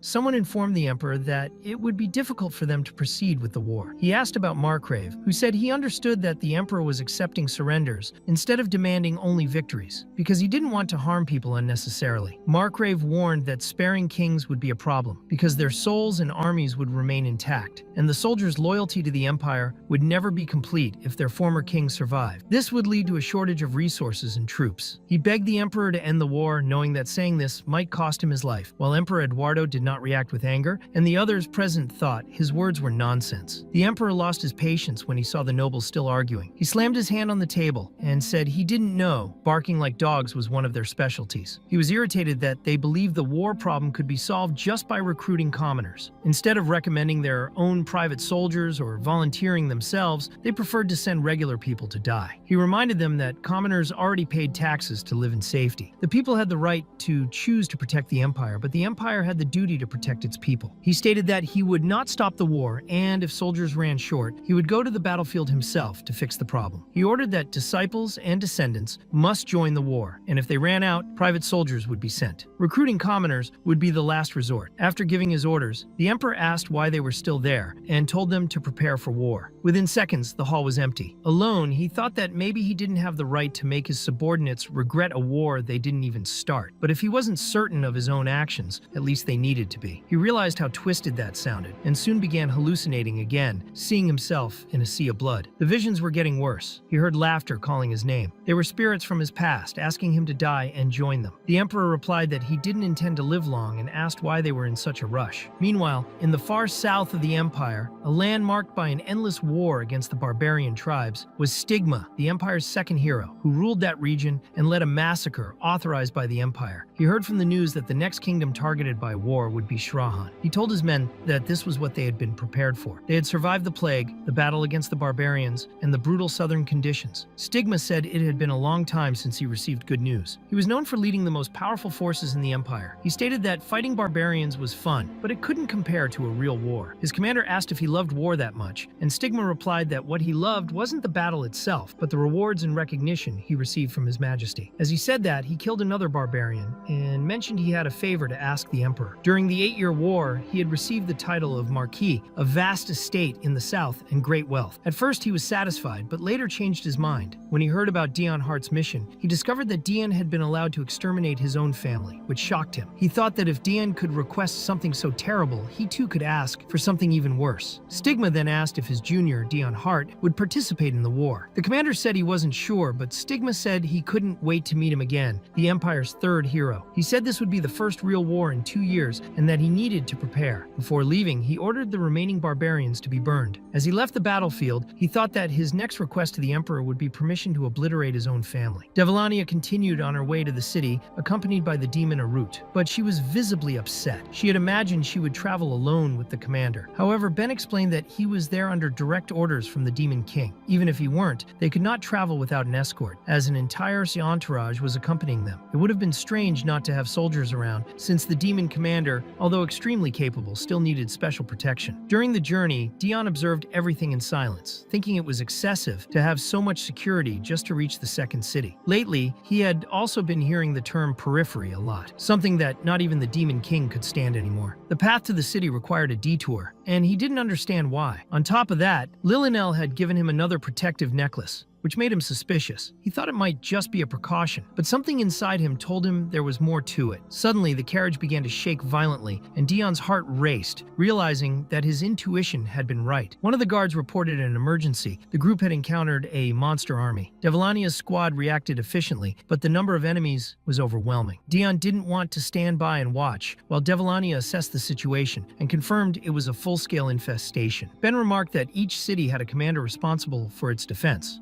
but the outskirts weren't so lucky. Dion noticed that everyone seemed oddly calm, which struck him as strange. Devolania explained that the territory didn't belong to demons, but to other species. That's when Dion finally understood why the Demon King had ordered the detour. The monsters were the king's responsibility, as they represented invasions from other races. That's why he had sent his most loyal subordinate, the demon Arut, to handle the situation. The region was a border between demons and other species, and Dion realized he had accepted this mission without even noticing the danger. Devolania announced the start of combat and told Dion to join them when he was ready. He hesitated, unsure how he would face so many enemies. At that moment, Ben called out to him with a serious expression and asked if he wasn't prepared. Dion had no response, realizing his hesitation was obvious. Even though Ben was friendly, he was still a demon, and discovering that the commander was weak wouldn't end well. In a lighter tone, Ben noted that Dion only fought seriously when drunk or when his life was in danger. Most of the time, he avoided combat and gave others the impression of being a weak human. Even so, Ben said he completely understood. Dion, confused, asked what he meant, and Ben replied that Demon Arat was probably conserving energy, since those monsters were pathetic. Dion was even more confused, thinking Ben was just trying to scare him for no reason. But Ben insisted that he shouldn't worry, saying he had prepared something special. Dion noticed he was holding a bottle of liquor, a rare drink brewed in the demon realm itself. He became suspicious, wondering why Ben, who had been banned from drinking, was now offering him alcohol. Ben explained it was just to relieve stress and handed him a full cup. Dion, annoyed, thought it wasn't the right time for that, but after tasting the liquor, he had to admit it was delicious. He decided to drink just enough to relax, thinking the fight would soon be over. As he drank, Ben silently watched him, mentally apologizing to the commander.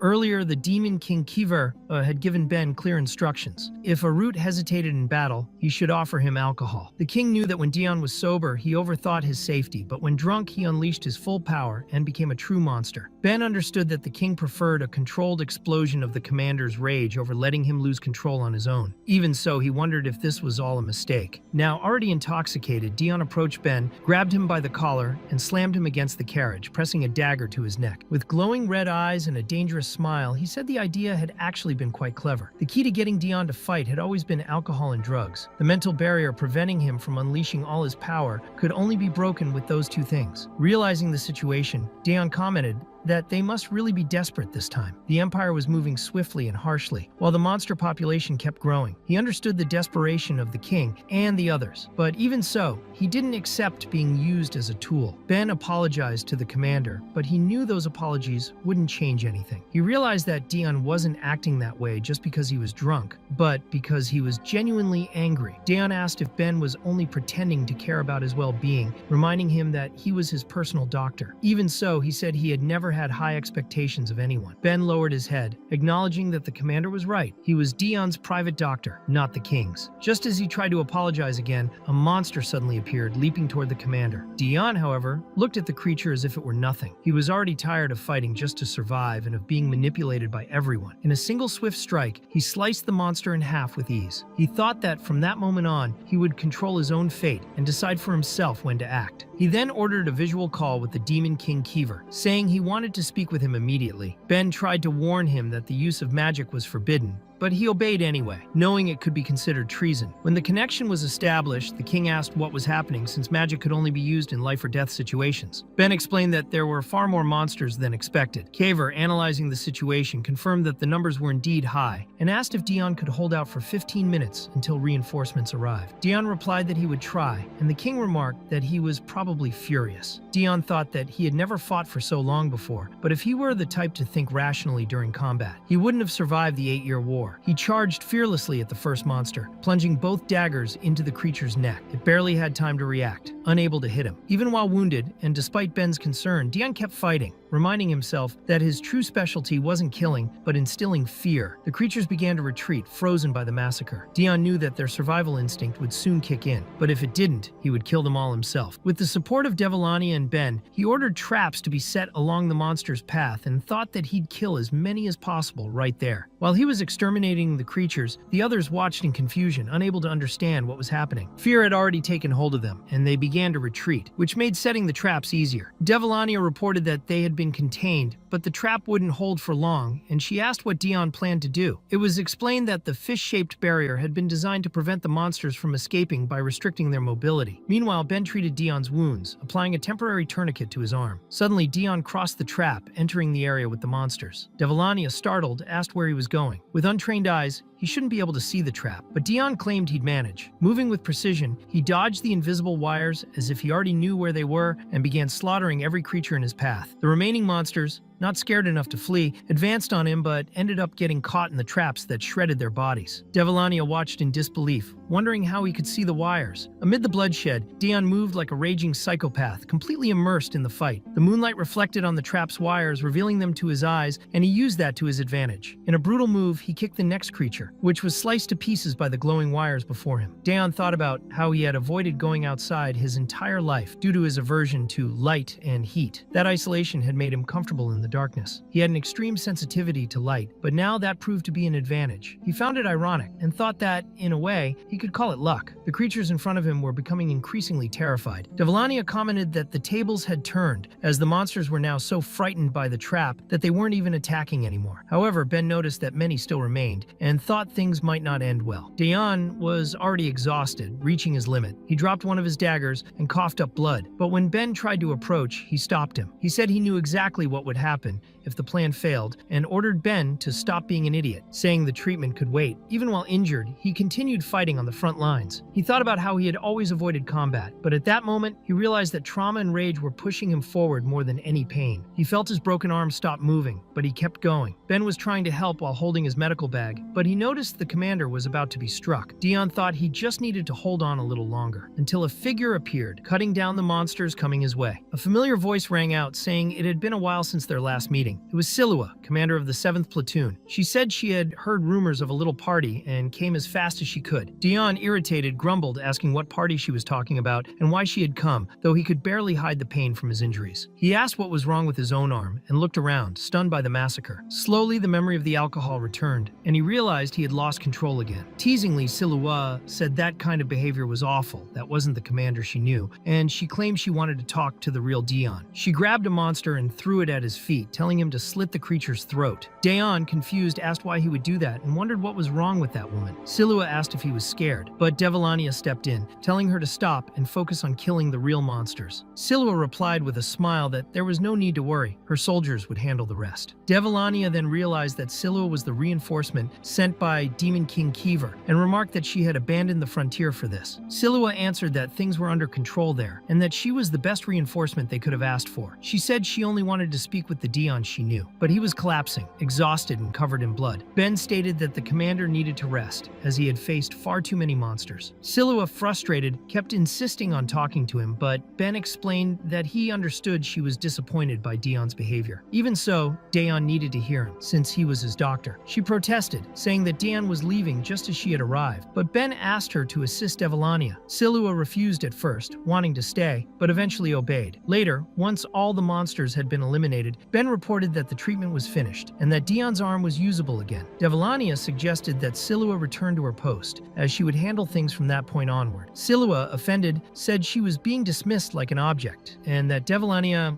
could be a bit more polite. Devilania explained that it was for her own good, since they were heading to the second city, and they knew who was in charge of defending it. Silua confirmed with a dark expression and said yes, it was that damned commander from the 10th Platoon. She added that she would rather die than see him again. Before leaving, she bowed to Demon Arut and departed. Watching her leave, Dion thought that the commander of the 10th Platoon was Gisatel, and wondered why Silua hated him so much. Sometime later, Dion ended up meeting Gisatel in person and remembered why he was so detestable. A grand celebration was taking place to welcome Demon Arut, who was now seated on a throne. The atmosphere was festive, but Dion felt uncomfortable, nervous, and even sweating cold. Gisatel asked what he thought of the warm reception, and stated that it was surely better than anything any human kingdom could offer. Dion felt like a fool, humiliated in front of everyone. Gisatel, noticing his discomfort, mocked him, asking if he had a headache from the height of the throne, or if something was bothering him. Dion thought, yes, something was definitely bothering him. That damn man standing right in front of him. In that instant, he understood Silua's hatred. Gisatel stepped closer and said that if there was a problem, they could solve it right there. But just then, Ben burst in, shoving Gisatel aside and asking if Dion was experiencing a headache. Everyone present watched the scene in silence and soon realized who he was, the commander of the Zeroth platoon. Platoon, the feared commander of Zeroth. People used to say that anyone who stepped onto that pedestal looked ridiculous, but Demon Arut never looked ridiculous. He made it work. The lack of information about him had sparked countless rumors and speculation. Everyone wondered why he had become a commander despite being human, and why the Demon King treated him so well. They also wanted to know how he had been so well accepted by the other commanders, and,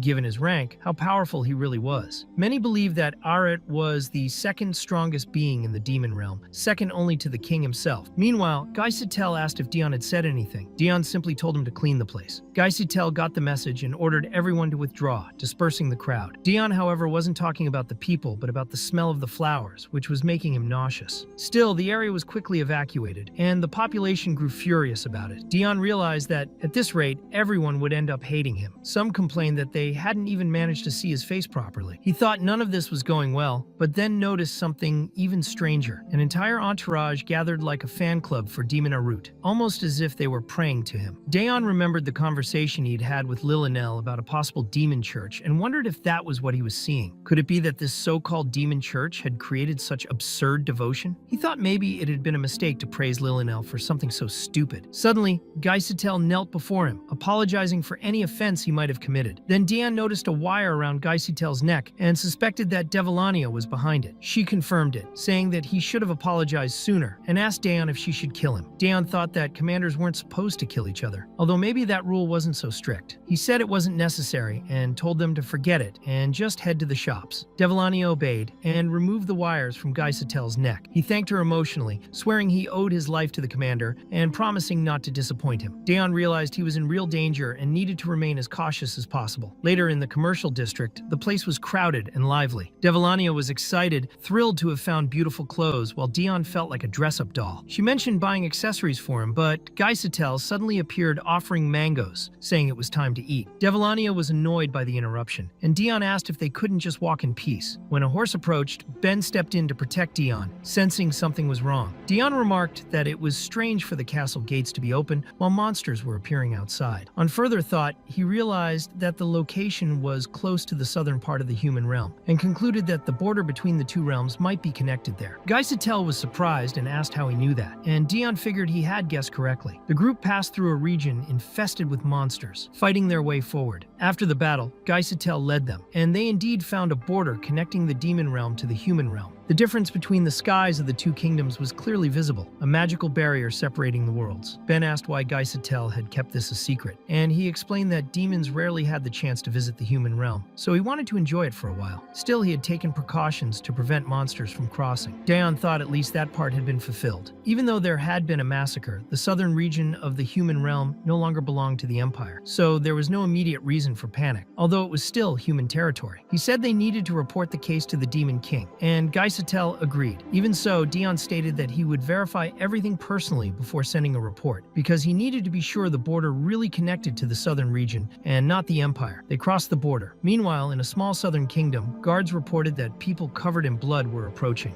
looking like demons. The messenger said they would call a doctor for the king immediately, but the king calmly replied that he didn't need a doctor for this. The king thought he had already heard about the emergence of the border between the demon realm and his own, but had ignored it at the time since no major incidents had occurred. Now, however, the situation was different. He reflected that dealing with the wild attacks from the Empire was already stressful enough, and he couldn't afford to have problems with the demon realm as well. The messenger then said there was an even bigger problem. The king asked if anything could possibly be worse, and the messenger explained that the commander of the second platoon, Devalania, and another commander were passing through the region. They suspected that the other was the commander of the Zeroth platoon. Upon hearing this, the king was thrown into a state of panic, asking what that man was doing there. The atmosphere grew tense as he paused for a few seconds before saying that this couldn't be happening. He stated that no matter what it took, they would do everything in their power to hide the fact that the commander of the Zeroth platoon was present. Meanwhile, Dion, Ben, and Devalania walked under the scorching sun of the human realm. Ben remarked that the heat was intense and told Dion to cover himself. Dion realized the sun truly was too strong and wondered why the two of them had insisted on coming with him. Devalania asked where they were headed now, and Dion replied that he was looking for an area inhabited by humans, but more more isolated, where they could learn about the everyday lives of the people. He thought maybe he should have come alone, but acknowledged that Devalania, being more familiar with the human realm, might prove useful. As they talked, Ben became alert upon seeing a group of humans approaching. They were guards, who apologized for the intrusion and said they had come to thank the supposed mercenaries who had stopped the monsters from crossing the border. They offered a small reward and new cloaks, since the three were covered in monster blood. Dion realized that, indeed, his clothes were stained, and thought those cloaks would be useful to hide his demonic origin. The humans trembled with fear as they handed over the money, which didn't surprise him. Even if they had seen demons before, it was rare to see one actually cross the border. He thought the Emperor had never mentioned this connection between realms, which meant the Empire probably didn't know about it. If they were to find out in the middle of a war, it would be a disaster. Daeon let out a low chuckle, finding it ironic that these humans, believing they were helping mercenaries, were actually doing him a favor. The messengers glanced at each other, frightened by the psychotic smile and threatening aura emanating from him. Still, they wished the group a safe journey and retreated quickly. Watching them go, Dion thought the reward had been more generous than expected, and that everything was going smoothly. Meanwhile, the terrified humans thought that, compared to other demons, Dion seemed frighteningly calm and clean, with a sinister presence that revealed who he truly was. They realized they had just encountered the commander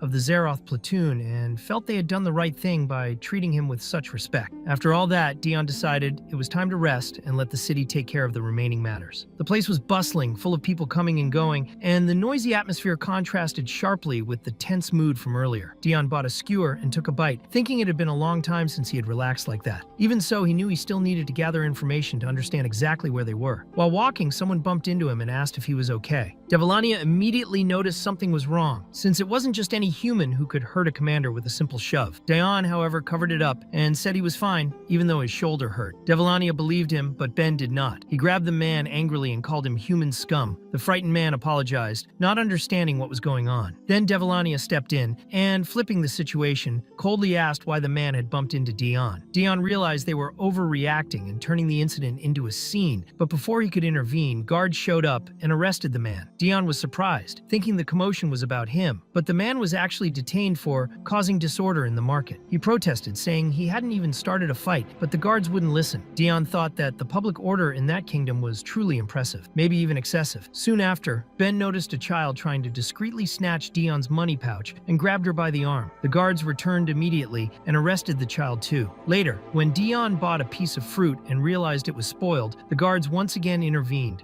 arresting the vendor for selling contaminated goods. Daeon thought all of it was unnecessary and noticed that wherever he went, someone ended up in jail. The streets began to empty, and those who remained stared at him in fear. He concluded that, at this rate, it would be impossible to conduct a peaceful investigation and considered returning. However, something caught his attention. A man at the market was arguing with a vendor, insisting on buying goddess tea leaves, while the merchant claimed he had none left. The man explained that he was a representative of a new trade guild called the Den Guild, and that he wanted to establish a distribution network for those leaves. The vendor eventually gave in and arranged a meeting. At that moment, Dion approached and asked to buy some tea leaves as well. The merchant became nervous because, although Dion was dressed like a common traveler, his aura was terrifyingly powerful. Daeon thought about the name of the leaves. Goddess tea leaves only grew in very specific regions of the human kingdom, and even the Empire struggled to obtain them. For that reason, they were sold at extremely high prices, especially among the nobility. He realized that the small southern kingdom survived economically thanks to the export of those rare leaves. That explained the prosperous commerce, and also the tension among the guards. Ben handed over the money and said Dion could keep the change, while Devalania asked if he had gotten what he wanted. Daeon replied that he had. Now he knew where they were. This was the kingdom of Tyron. When the group finally left the market, the exhausted guards commented among themselves that they were tired of arresting so many people. One of them asked who that man was and why the king was so afraid of him. The other replied that he didn't know, but sincerely hoped the man would never return. Meanwhile, in the war zone, inside the imperial tent, Emperor Eduardo waited impatiently and said he hoped the matter was truly urgent for Ilister to have summoned him there. Ilister asked for a moment alone and said he wanted to talk about that old subject, asking if the emperor still remembered the death of the former first prince, the father of the current prince and princess. Upon hearing that, Eduardo immediately understood what it was about and ordered all soldiers and servants to leave the tent. so no one could overhear. When they were alone, he asked if Iluster wanted to know whether he still remembered the death of the first prince. Then, it is explained that, among all of the empire's descendants, the first prince was the only one who had truly treated Eduardo like a brother. His name was Eddie, the empire's first prince. He had been killed by Duke Grades under circumstances that left a deep mark on the emperor. With a cold gaze, Eduardo asked if what Iluster really wanted to know was whether he had been responsible for the death of his own brother. Iluster,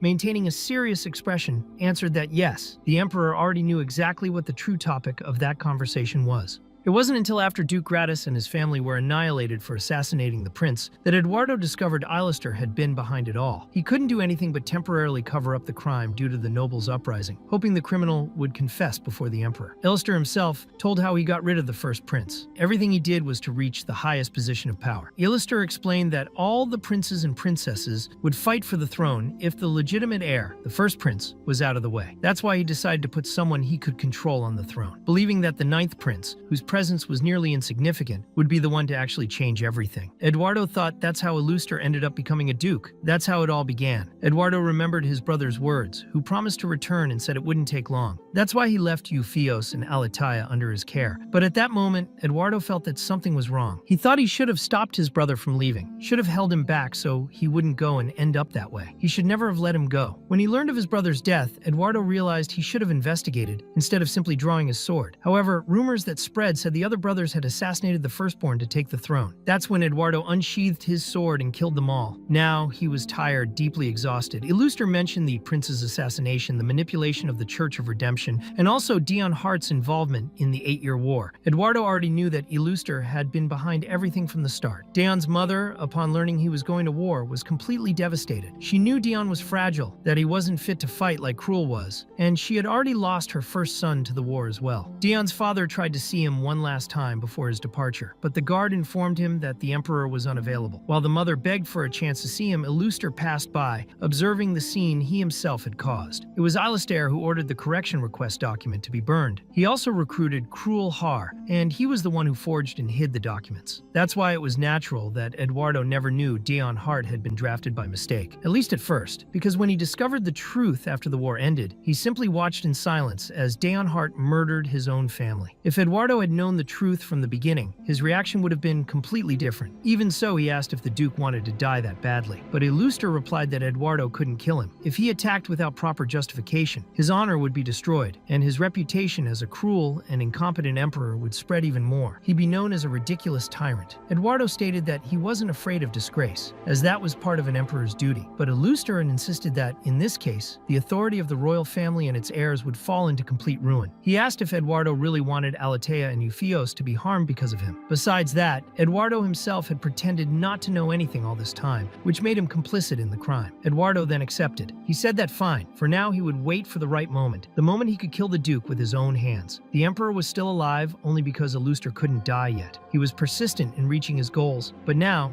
he wouldn't rest until he gave the Duke the worst possible death. Iluster knew the emperor would only keep living until that purpose was fulfilled. That's why he decided to see him in person. Furthermore, he had influenced the revolutionary army, and everything was going according to plan. Later, Eduardo, riding alone, was being chased by assassins from the revolutionary army itself. He was completely surrounded. Meanwhile, Daniel, the leader of the revolutionary army, was visiting his mother, who had heard news about his return after the mission and was very, very worried. Daniel said that when he went to Elon, he had a conflict with the Phantom Knights, but said it wasn't anything major. He fights for a world where everyone is equal, a world without social hierarchies. His mother said she trusts him, but asked him to be careful. A mysterious person had gathered everyone with the goal of killing the emperor, and this same person claimed that the throne had to be eliminated so the world could be fair for everyone. Daniel was following that path because of his mother. She was a noble who fell in love with a commoner, and even while living a simple life as a wife, she held on to her ideals. Even when Daniel's father was killed by the hands of a cruel noble, even when she became weak from unbearable stress, she kept speaking about her dream, a world without kings, without nobility, without castes, where each person could live according to their own will. Daniel cherished all those stories in his memory, one by one, and when his mother ended up in that debilitated state, he swore that it would never happen again. His greatest wish was to bring his mother's dream world to life. He saw himself as a sinner, someone who fought for the revolution, but whose orders caused the deaths of many. His mother asked if he truly wanted to keep fighting, and he replied that yes, for his fallen comrades and for her, he would fulfill his mission. She said she trusted him, that she knew he would succeed, but that he must return safely. She added that if anything were to happen to him, she would use the poison and follow him in death. Daniel asked her not to say things like that when suddenly a soldier from the Revolutionary Army arrived with an emergency. Aiden had taken troops with him to bring down the emperor. Daniel was surprised by the news, but at that very moment, Eduardo, already surrounded, remarked that it seemed they weren't the only ones who had come to meet him. There were other presences in that place, ones only he could see. They were the souls, the ghosts of the past, the regrets. Eduardo asked if they knew how he took the throne. He said perhaps they didn't know one of the main leaders of the 8-Year War, the one who led the empire to victory. Then he took his dagger and stabbed himself, not as a suicide attempt, but to drive away the spirits that were bothering him. Eduardo said it was much better that way. He asked if they had ever heard the story of an unknown hero who possessed a fragment. Perhaps that was the reason he kept no secret guards for protection. When they asked what he was talking about, he responded with action. Eduardo's first strike was enough to sever the neck of one of the soldiers. He spoke about the danger of forgetting, and when a female soldier beside him tried to attack, he responded that those who are forgotten are doomed to repeat their mistakes. One by one, he took down every member of the Revolutionary Army. He said that he had committed treason during the 8-Year War, and that if they had remembered him, or at least investigated his past, they would never have dared to attack him so recklessly. Eduardo's strength was relentless. His fighting style was brutal, savage, and aggressive. One of the soldiers tried to grab his cape and asked who fights while wearing something so large, but even so, Eduardo managed to pull him in and pierce his chest with the blade. He stated that he would never throw away one of the symbols that represented that he was the emperor. The last surviving soldier finally remembered. Behind the titles of emperor and tyrant, there existed a true combat talent. Eduardo said that everyone in the Revolutionary Army probably thought he was a joke. He asked if that man was the last. He recognized the uniform and the emblem, but declared with conviction that, if he was remembering correctly, the real leader of the revolutionaries would never do something so foolish. He wasn't stupid. Eduardo said that if that incident had been orchestrated by the revolutionaries themselves, then he no longer needed to worry about them. At the moment of death, the soldier remembered him. The name that stood above all others was Eduardo Desert, the one who possessed the hero's fragment. After finishing off the enemies, Eduardo reflected that it had probably been the Duke who sent them. That meant he was using the Revolutionary Army to overthrow the emperor. Still, he had only sent weak soldiers, just strong enough not to risk killing him. The true goal of the Revolutionary Army was to create a world where everyone was equal. During that time, they had recruited new members from the Kingdom of Ilan. Perhaps Illuster was trying to control the growth of the revolutionary forces. Eduardo was enraged by the thought and questioned how that bastard dared to do such a thing. Later, at the revolutionaries' base, Paul, who had left the Church of Salvation and become a soldier, was present when the report was delivered to Daniel. One of the revolutionary soldiers had died. They needed to pause their plans due to a lack of manpower. Daniel was dissatisfied, questioning what they had been thinking when they tried to take down the emperor that way. He thanked them for the report and said that although they had finally replenished their troops, they were now back to square one. Aiden had opposed postponing the grand operation, but Daniel knew he wasn't the type to act rashly. He thought someone must be behind all of it. Paul remarked that the emperor was on the battlefield and that there was no way anyone could discover his itinerary. So how did Aiden know exactly where he would be at that moment? Daniel considered that only someone with a lot of authority could have access to that kind of information. Then he remembered seeing Aiden talking to Salen, and he knew Salen had a strong connection with the Duke. That raised the possibility that they were behind the encounter between the Revolutionary Army and the emperor. When Eduardo returned alone, everyone was suspicious, especially because he was covered in blood. They asked if he had been ambushed. Eduardo replied that if he were meant to die, then that would have been his fate. The Chancellor was incredulous at the response and asked how he could say such a thing. Eduardo simply said it was a joke and teased the Chancellor, asking how he couldn't tell the difference between a joke and the truth. Later, Eduardo reflected on the past. He asked himself if he still remembered it. One of his sisters dreamed of turning that nation into a prosperous land. One of his brothers wanted to make the kingdom a power that no one could look down on, building an empire. Another brother wished to unite the entire continent. They had so many dreams and spent days discussing the future. But because of what he did, none of them would ever be able to fulfill their own desires. Now, Eduardo felt it was his responsibility to fulfill what they could not. He knew he couldn't turn back from the path he had chosen. Because of that, he had to carry a heavy burden. And precisely because of that burden, he could never accept a pointless death like that. The Chancellor noticed that Eduardo's left hand still hadn't healed, which meant he was reopening the wound repeatedly. Even so, he told His Majesty that having a sense of responsibility was great, but he also needed to consider his own safety. Eduardo, in turn, said bluntly that he didn't value his own body much. So if he ended up dying, he hoped they wouldn't waste military resources trying to recover a piece of flesh. flesh. Despite that, he reassured the Chancellor, explaining that, thanks to a certain person, he didn't intend to die anytime soon. Meanwhile, in the Demon Kingdom, a new demon had filled the seat of Ninth Commander. His name was Trover. He claimed his specialty was magic, but in truth, he used his own body, which had been trained to the extreme. Several others were present watching that training session, including Isildi, Jakar, Devalania,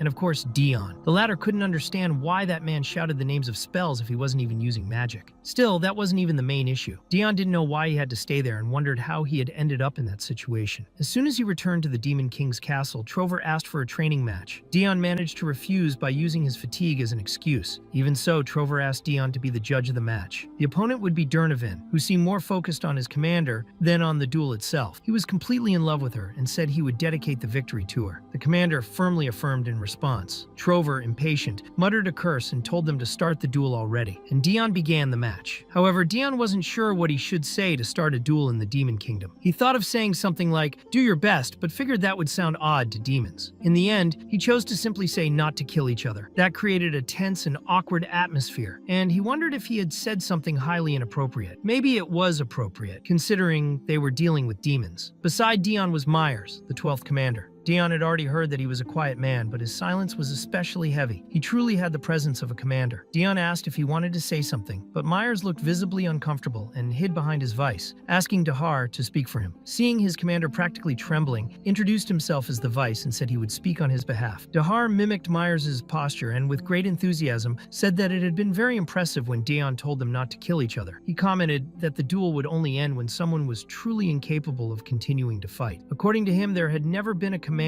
with a heart as cold as Dion's, and that was the message. Dion was left speechless by all of it. Isilda remarked that everything had become much more interesting thanks to Lord Aruchi, but still believed that the fight wouldn't be decided so quickly. Jakar observed that, considering Durnovan had received a proposal to become the 9th commander before Trover himself, they were probably at the same level. Devalania commented that she had heard rumors that the number of rejections for the commander position was unusually high. This time, even Eddie declined the role, preferring to remain as Dion's vice. Despite everything, Trover had only been the third option to take the post of 9th commander. OL stated that it was obvious Durnovan would refuse, as they couldn't bear to be apart due to the immense love they felt for one another. Isilda was shocked by the comment, and Dion hadn't even noticed that OL was already there. She, in turn, asked the great demon Aruchi if it was true that a baby could be made when two people love each other. Dion reflected on that and wondered if she wanted to have a child. However, he also believed that demons couldn't have children. OL said she had heard that such children were called blessings. Dion grew a bit somber upon hearing that. Meanwhile, Trover used his powerful spell called Meteorio, which consisted of tearing a chunk of stone from the ground and hurling it at the enemy. Despite the name, it definitely wasn't magic. Someone commented that it wasn't magic, but Dion was lost in his own thoughts. He wondered if she truly believed that children were a blessing. If children were considered a blessing, then what would he be? Some kind of curse, perhaps just a worm. Everyone around became tense upon seeing Dion's state. Only OL kept talking, unaware of how he was feeling. Isilda asked her to be quiet, and Lillinell wondered why he had suddenly become like that. Maybe the fight wasn't interesting enough for him. Trying to distract him, she asked if he knew that Trover used to use magic. Dion wanted to know why he wasn't using it now. Lillinell explained that Trover had completely lost his mana. Mana, essential for casting magic, could not be recovered once depleted. She was sure he knew how to control it, but his personality, which prioritized fun above all else, led him to exhaust all his magical energy. Dion asked if that meant the 9th commander could no longer use magic for the rest of his life. She replied that he no longer had access to the ultimate source for it, the power of the Demon King, which is what forms the physical bodies of his descendants. Since they were children of the Demon King, their bodies contained this powerful energy. By using this hereditary mana, it would be possible to cast magic again. Dion thought that meant putting one's life at risk just to regain the ability to use mana. Even so, Trover had used such a precious resource just for fun. He was a complete lunatic. Meanwhile, Trover complained that the damn wolf only knew how to dodge. Already sweating, Durnovan asked if he wasn't going to stop. Trover replied that of course not, and used his lethal strike, so powerful it destroyed part of the arena floor. A massive piece of stone flew straight toward Dion, but Eddie protected him, asking if he was okay. Eddie shattered the rock with ease, as if it were nothing. That impressed Dion, but he soon thought that his damn body had reacted on its own again. He was coughing up blood again. Additionally, he felt he was about to interrupt the duel because of himself. Trover, terrified, said that Lord Aruchi was going to kill him. Durnovan commented that he was brave for having attacked Dion, Dion, but Trover insisted it had been an accident. Eddie knelt down and apologized for him, saying he hadn't imagined the environment would be so bad for Dion due to the dust. He also hadn't expected someone to be stupid enough to attack him. Trover, of course, remained terrified. Dion told Eddie that it was fine, he just needed a rest. He asked for the duel to be considered a draw and suggested they continue it another day. As he walked away, Dr. Ben commented that his necklace had reacted and asked if he was okay. Later,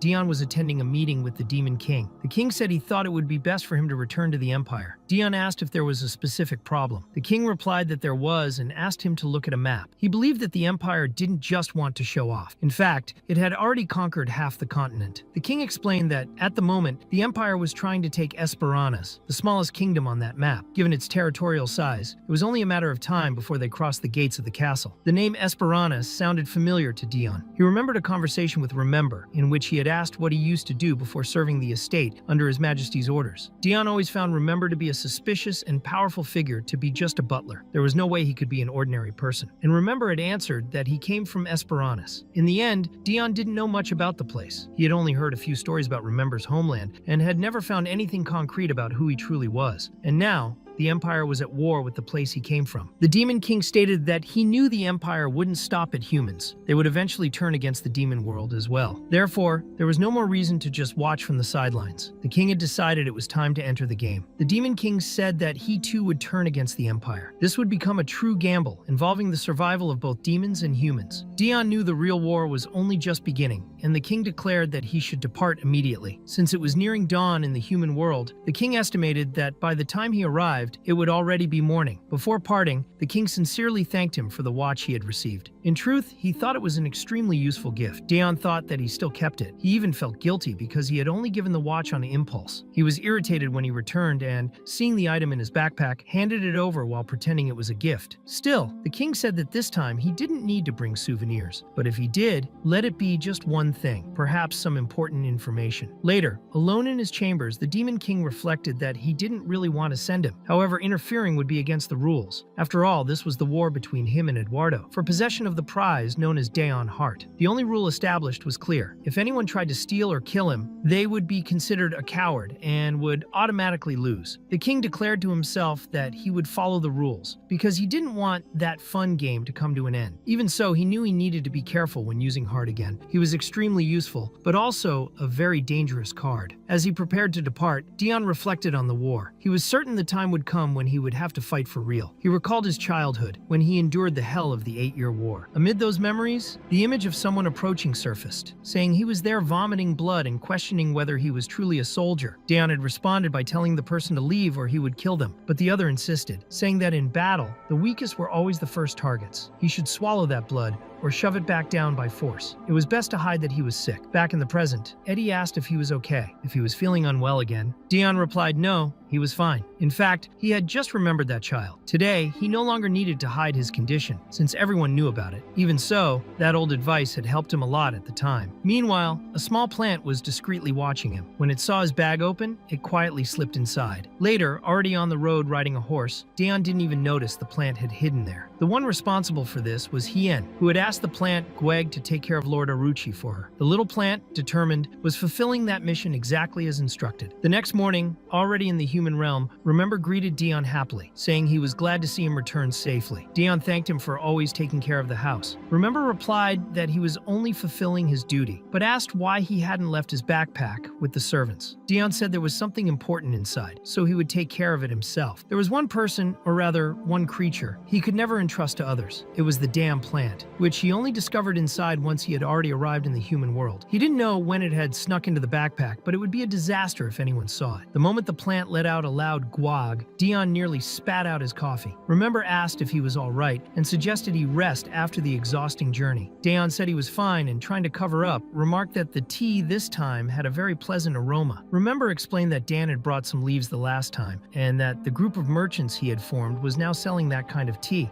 Dion, surprised, wondered if he had really formed formed a group. Now that he thought about it, Dan had indeed borrowed some money a while back to invest in something. Remember explained that the group was called Dos Mercantes, and mentioned that Dan's group had grown significantly in a short period of time. Dion recalled the time he was in Tyron, after crossing the border into the Demon Kingdom. At that time, he had heard about this tea leaf trade and about some merchants, but he didn't know those people were part of Dan's group. Remember commented that Dan was quite a clever young man and suggested that Dion should pay him a visit. Dion replied that he would do so when he had the time, although he noticed that Remember seemed to like Dan quite a lot. Still, he wondered if he would truly have time for that sort of thing, considering a war was about to begin, and he couldn't afford the luxury of thinking about visits. Remember then asked if Dion was doing all right, since his homeland was being attacked by the Empire at that very moment. Dion replied that yes, he had also heard the news about his home, but said everything was fine. He briefly commented on Esperanus, the natural fortress surrounded by mountains, which made any invasion attempt extremely difficult. This meant that to conquer Esperanus, one would need to declare war not just on that region, but on all surrounding nations as well, something that would result in more losses than gains. For that reason, Remember believed his Majesty would soon return with the army, since Esperanus wasn't an easy target. That was why he seemed so calm. Daon thought that later he should investigate more deeply what kind of nation Esperanus truly was, but he was interrupted when the communication crystal with the Emperor began to glow. He quickly picked it up to answer, greeting with a "Glory to the Empire." Eduardo, however, asked him to forget the greeting and said he just wanted the report, having heard that he had returned. After recounting the entire situation, Dion explained that the Demon King was finally making a move. Eduardo stated that in order to face the Demon Kingdom, then all humans would need to unite, so the current conquest needed to be completed as quickly as possible. From that point on, it would become a psychological war against the Demon King, and he had no intention of backing down. The Emperor asked if there was anything else to report. Dion asked if he wanted information not related to the war and the demons, and the Emperor replied yes, asking him to go ahead. He was sure it would be useful. He asked whether the issue involved monsters or borders. Dion then explained that a new border crossing with the Demon Kingdom had been discovered in Tyron. Eduardo recognized that this was valuable information, thanked him for the good work, and asked if he could count on his presence at the hunting competition next week. Dion was confused, not understanding how the Emperor could organize a hunting competition at a time like this. The Emperor said he was already aware of the event, as he had sent the invitation and even the outfit that Daon should wear. Daon was even afraid to open the gift. Meanwhile, Cruel was also reading a letter that left him disturbed. He wondered why he hadn't received any orders, even though he was sure Dion had already returned from the mission. He expected to receive instructions directly from the Duke. That was when the Duke himself appeared, asking if Cruel knew about Dion's return. He said there was something that needed to be done this time, and it would happen during the hunting competition. 1 week later, on the day of the competition, Dion looked at Remember and wondered why he was wearing such a flashy outfit, since he had said he only wanted to visit Dan. Daon replied that there was no other choice, since right after he would go straight to the competition. It wasn't like he could simply change clothes. After all, it was His Majesty himself who had sent that outfit as a gift. Remember commented that it suited him very well, and Dion thought that old man was mocking him. The butler, however, said that Dan would certainly be happy to know that he had returned, regardless of the outfit. When Dion entered the Merchant Guild, he noticed the place was crowded. It was much larger than he had imagined, and he wondered how he would find Dan in such a busy place. But when he heard someone shouting for the master, he spotted him. Dan, upon seeing him, became visibly excited and ran to meet him, asking if his lord had really come to see him. Dion confirmed and replied that he was just passing by since he was on his way to the Imperial hunting competition. Still, he found it curious that the boy was so happy to see him. Dion commented that the store was enormous, and Dan replied that it was all thanks to him. After he began serving as an honorary merchant associated with the name Hart, many of the store's problems were solved. Then, noticing Dion's fancy clothes, he asked if he was going somewhere. Dion confirmed that he was on his way to the hunting competition. Dan then said he had heard that it was allowed to bring a companion and insisted, quite persistently, on being taken along. Daon refused. Dan wanted to know why. He said he had trained in fencing while Dion was away and that he wouldn't be a burden. Daon thought the problem wasn't that. The real reason was the stupid plant. If Dan came along,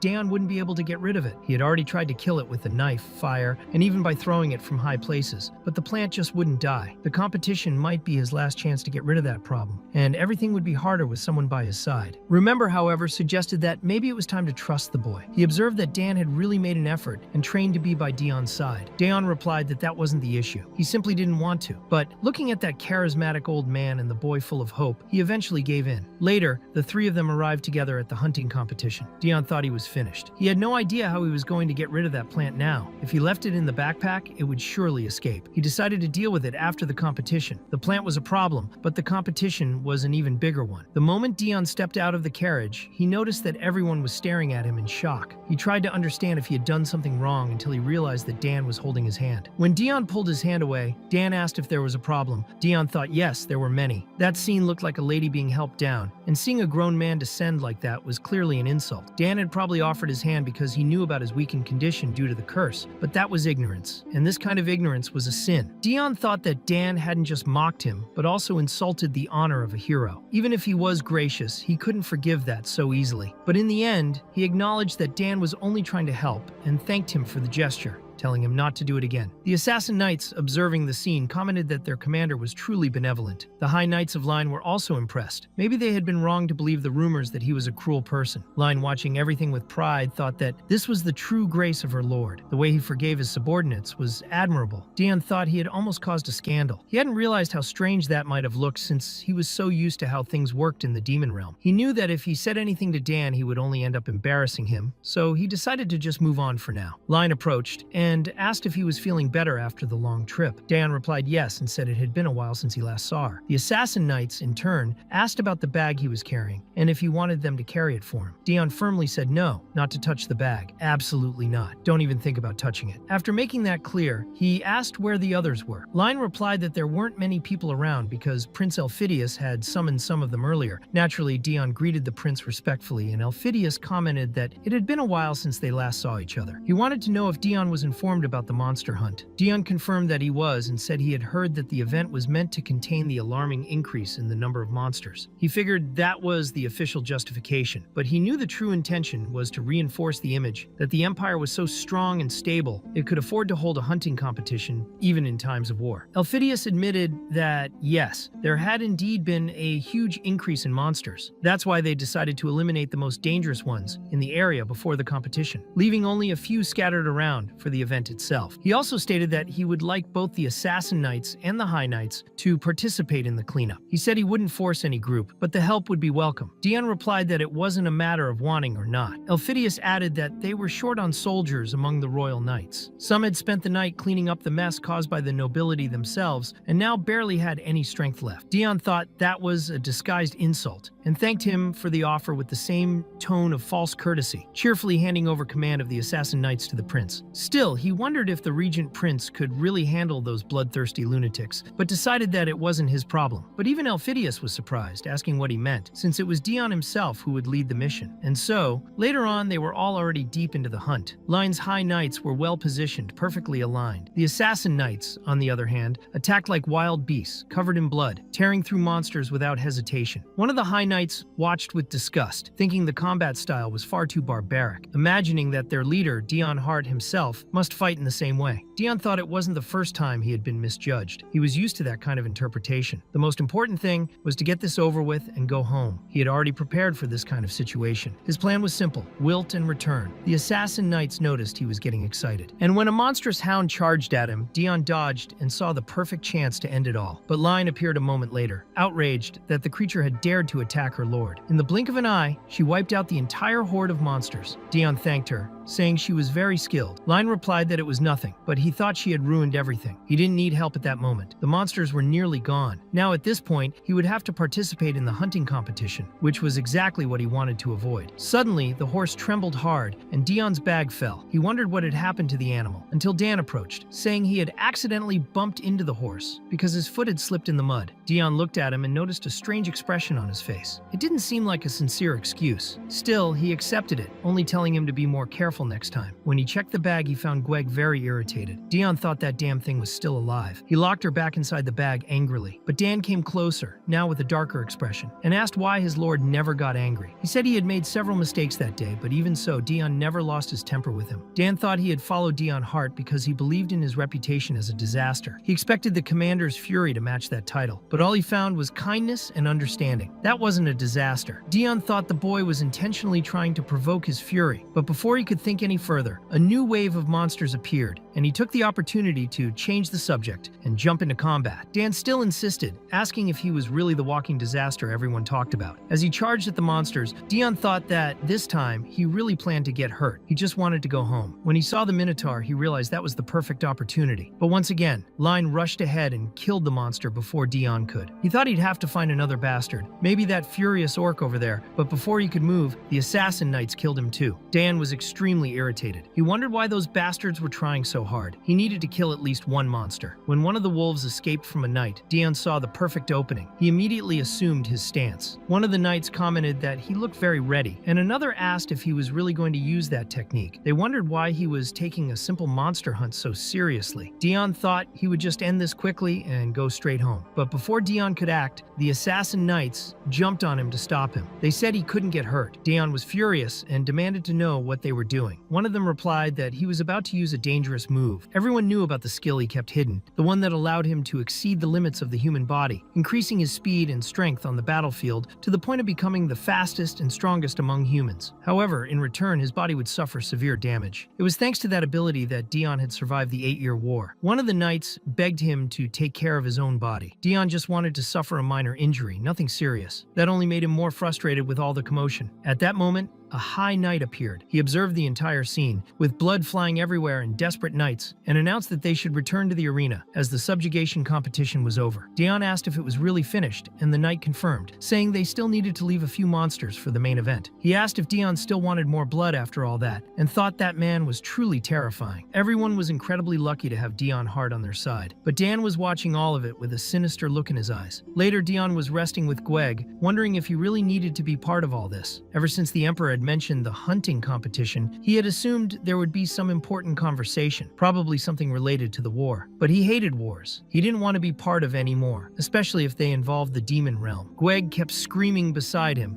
and Dion told her to stop crawling around. That was when one of the knights asked for permission to enter. In a panic, Dion shoved Gweg under the covers at the last second. He said he was just warming himself and asked if there was something to report. The knight entered and commented that his captain seemed excited about the competition. He said he was happy about that, but had a request. He asked if Dion could take someone else as an assistant instead of Dan. Dion asked why he would do that. The knight explained that he had a bad feeling about the boy. He said that during the monster subjugation, Dan had a look on his face that was extremely angry, filled with fury. It was something strange, a heavy feeling, a suspicion he couldn't ignore. After hearing that, Dion said he understood and immediately called for Line, asking her to remove the man from the room. Line complied without hesitation, already dragging the knight out by the ear. Even as he was being dragged away, the knight insisted. He said his lord hadn't seen Dan's face at that moment, and for that reason, asked once again for him to consider taking another assistant. Line, still pulling him out, paused for a moment. She thought that maybe there was some value in what the knight was saying. Dion said he didn't know about the rest, but he agreed with the main point. It was necessary to bring someone to accompany him. At the same time, both Line and the knight volunteered. Line claimed it was her duty to look after the count, while the knight protested that it was unfair. It wasn't her turn yet, since he had accompanied the captain previously. Even so, Dion declared that he wouldn't take either of them. The knight was confused and asked what he meant by that, but Dion held firm, saying he didn't care. That was his choice. In truth, Dion did find Dan suspicious, and that was exactly why he wanted to keep him close. He wasn't worried about Dan being by his side. After all, he hadn't come this far just by relying on luck. That was when a pompous figure appeared, an arrogant noble who questioned how they dared treat an honorary count like him as if he were a real count. To him, the world had clearly gone insane. The knights didn't quite understand what he was saying, while Dion wondered who the hell that guy was. When the others saw the pudgy, mustachioed man speaking to Dion Hart like that, many asked themselves what kind of noble had no fear of death. Someone said they didn't know who he was, but he was definitely being stupid, insulting someone without knowing who he was dealing with. How could anyone dare provoke the hero of the empire? Dion once again asked who the man was, and the man introduced himself as the legitimate patriarch of the Hart family, the true and only Count Hart. The others were confused, as no one had ever seen this man. Perhaps he was from a collateral branch, but everyone knew the Hart bloodline had been wiped out. One of the knights was outraged by the man's audacity, but Dion considered that a collateral branch could indeed exist. He had once heard that Cruel had refused the offer to become a count, so perhaps some random descendant had taken up the title of family patriarch. Dion approached with an ironic smile, congratulated the new count, and wished him all the best, but deep down, he thought it wouldn't be long before the Hart family disappeared completely from history. He was so satisfied with the situation that he almost regretted seeing his family reach this point. To him, it was obvious that greedy relatives had chosen some random fool to act as a pawn in that position, and even so, he felt it would have been better if the entire bloodline had been wiped out. Shortly after, Elphidius asked if everyone was gathered. He thanked each person for being there and expressed his wish that everyone would enjoy the moment without any accidents, then announced the beginning of the hunting competition. It was explained that there was a tradition in the Empire where loved ones would give small ribbon ties to warriors before their journeys as a symbol of support, and friends and family would often shower the chosen ones with handkerchiefs. One of the participants received a loving gift from a young lady and promised to return victorious. Daeon, on the other hand, didn't receive a single ribbon, which bothered him a little, though he tried to hide it. One of the assassin knights noticed and asked if he actually wanted a handkerchief, saying he could get one immediately. But Daeon instantly refused, irritated, saying he didn't want that crap. One of the knights was receiving a little handkerchief from his younger sister, and that made Line remember her own childhood. She too had once given a handkerchief to her older brother before he went off to war. Line explained that, at the time,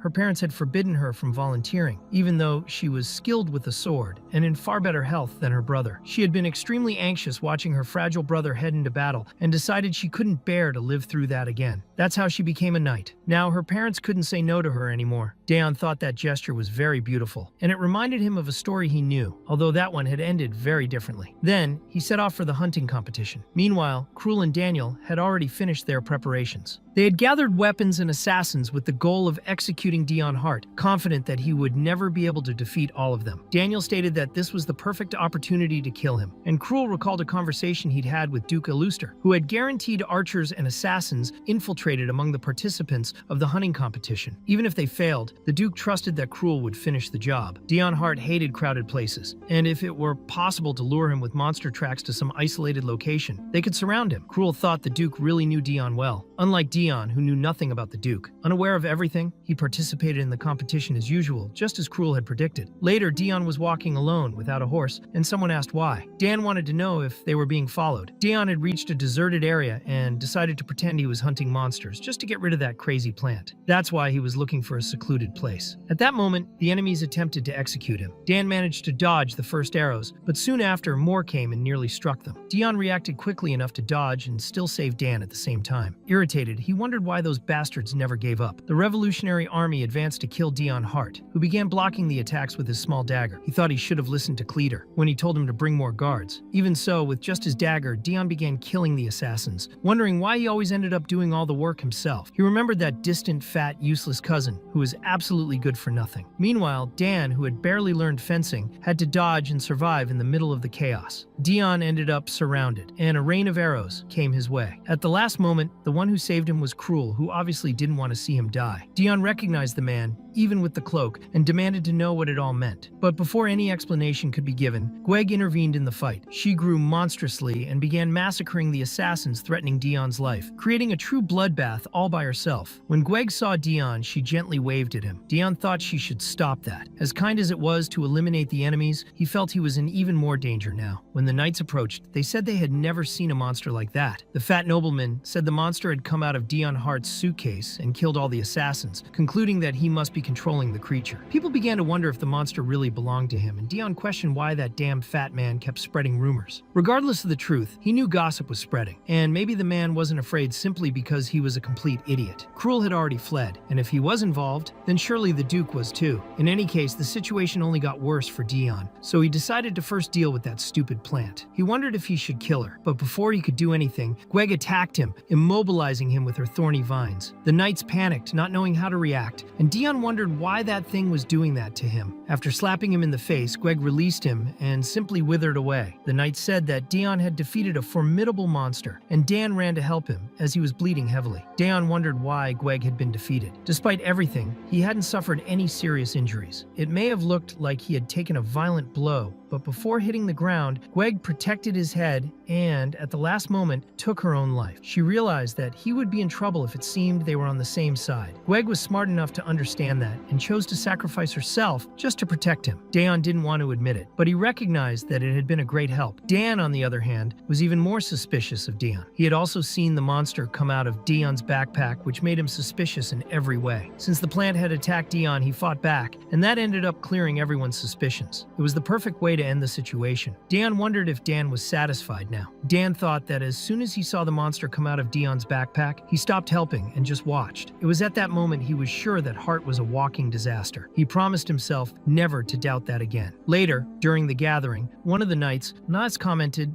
that there was something off about that so-called distant cousin. He had hidden the moment Dion was ambushed, all to save his own skin. The nobleman thought he needed to get out of the Hart mansion as soon as possible, or he'd end up dead. He was starting to believe that the rumors about that place were actually true. After defeating the monster, Dion approached him and asked why he hadn't gone back to the Hart mansion yet. He said he had already cleaned everything there, even painted the walls with blood, and warned that an extra cleaning service might be needed, since there might be spirits and victims wandering the halls. He said that if the man didn't want to help with the cleanup, he'd better stop pretending. Daeon managed to scare him successfully. It was at that moment that His Majesty the Emperor appeared and asked if everyone had enjoyed the competition that had been supervised by the prince in his name. He commented that there seemed to have been a small disturbance, but in the end, everything turned out fine. Eduardo then announced the winners of the competition. Cruel Heart had hunted 4 monsters, placing 3rd. Ophidius hunted 5, placing 2nd. And for some reason, Dion came in 1st place, even though he didn't understand how that was possible. In fact, he had only killed 1 monster. Eduardo explained that since that plant monster had been discovered for the first time, Daeon had been awarded extra points. Daeon thought he didn't need that useless reward. Eduardo announced that with that, the hunting competition was officially over, but there was still something important to declare before the banquet. He stated that although the Empire was at war with several nations, there was now something far more urgent. From that moment on, all conflicts between the human kingdoms would be suspended, as everyone would need to unite against the Demon Kingdom. The Demon King himself had declared war, and this situation could no longer be ignored. One of the nobles asked if Eduardo believed that the other human kingdoms would accept this decision, and he replied that they would have no other choice. According to him, that was the only country in the entire human world capable of waging war against the demons. Daeon found that very strange. He himself hadn't considered that some humans might end up allying with the demons. The Demon King had accepted him even though he was merely a human, and even appointed him as commander of the Zero Troop. He showed no prejudice or ill will toward humanity, which indicated that if someone proved their worth, the Demon King would accept them by his side regardless of race. Daeon wondered if Eduardo was ignoring that possibility. Later, when they were alone, Eduardo commented that choosing scarlet clothes for Daeon had been a good idea, as they suited him. He said it would be disturbing for the other nobles to see him covered in blood. Daeon thought that, indeed, he didn't want to end up soaked in blood either. Eduardo explained that he had summoned him privately to discuss another matter, but Daeon got briefly distracted observing the gloves the Emperor was wearing, until he returned his attention to the conversation. Eduardo already knew everything. His ability to decide what to listen to and when was simply phenomenal. He stated that he believed when it came time to make an important decision, Dion would be present, and then asked whose side he was truly on. He reminded him that he had given him many opportunities about to that point. Daeon Hart, the same man who went on a monster subjugation mission and returned with the corpse of a hero. An impressive feat, but one that had also left him deeply shaken. Eduardo knew that Daeon had not suffered any fatal wounds, even though he returned covered in blood. He also knew the seal around his collarbone was a curse placed by the Demon King himself. At that moment, the Emperor asked whether he had found a way to remove that seal. Daeon replied that he believed he would have to return to the Demon Kingdom to do so. The Emperor had never imagined things would take such a turn when he sent him back to enemy territory. He hadn't expected Daeon Hart to act so cleverly behind his back. He had crossed the Demon Kingdom trying to nullify the curse but failed. Even so, he returned unscathed, and it was the Demon King himself who sent him back. Eduardo considered that he might continue using him as a spy. That way there would be no loss. But at the same time, he found it all very suspicious. He wondered if the Demon King was sparing Dion on purpose, and began to reflect on what exactly he stood to gain from that. The information Dion had brought from the Demon Kingdom was far too detailed for an ordinary person. Only someone very close to the king could have known those things. And then, as Daeon Hart came and went from enemy territory, rumors began to spread about a new commander called Zero. The Emperor connected the dots and understood that Daeon was not working just for the Empire, but also for the Demon King. He was a double agent. Eduardo asked if he needed one more chance, but Daeon stated that, despite everything, he had never lied to the Emperor. Eduardo agreed and said that it was precisely for that reason he had allowed him to choose his own path. He thought it would be a shame to kill Dion. He wasn't on the side of the Empire, but neither was he necessarily on the enemy side. And even so, he wouldn't reveal anything unless pressured. He might act on his own initiative, but he would also obey orders. Despite the misunderstandings, Eduardo acknowledged that Daeon was extremely talented talented. He knew that he would be the most useful piece in the war. To him, the one who wields the sword is its true master. Thus began the game between the Demon King and Eduardo, with unspoken rules that were clearly understood. He was certain that the Demon King had thought exactly the same way. The game was about who would use Dion Hart better, who would draw him to their side first. That was the contest. And if Dion chose a side, the real question was, how quickly would the opponent notice? Dion would be the next participant in this great game. Eduardo declared that whatever the curse was, it would disappear if the Demon King were killed. Everything Dion had achieved so far was right there, and the Emperor was sure that there was a purpose to the birth of every person in this world. It wasn't possible to live only in darkness. He said that, as a human, Dion should remain with the humans. Dion reflected that he had lasted a long time,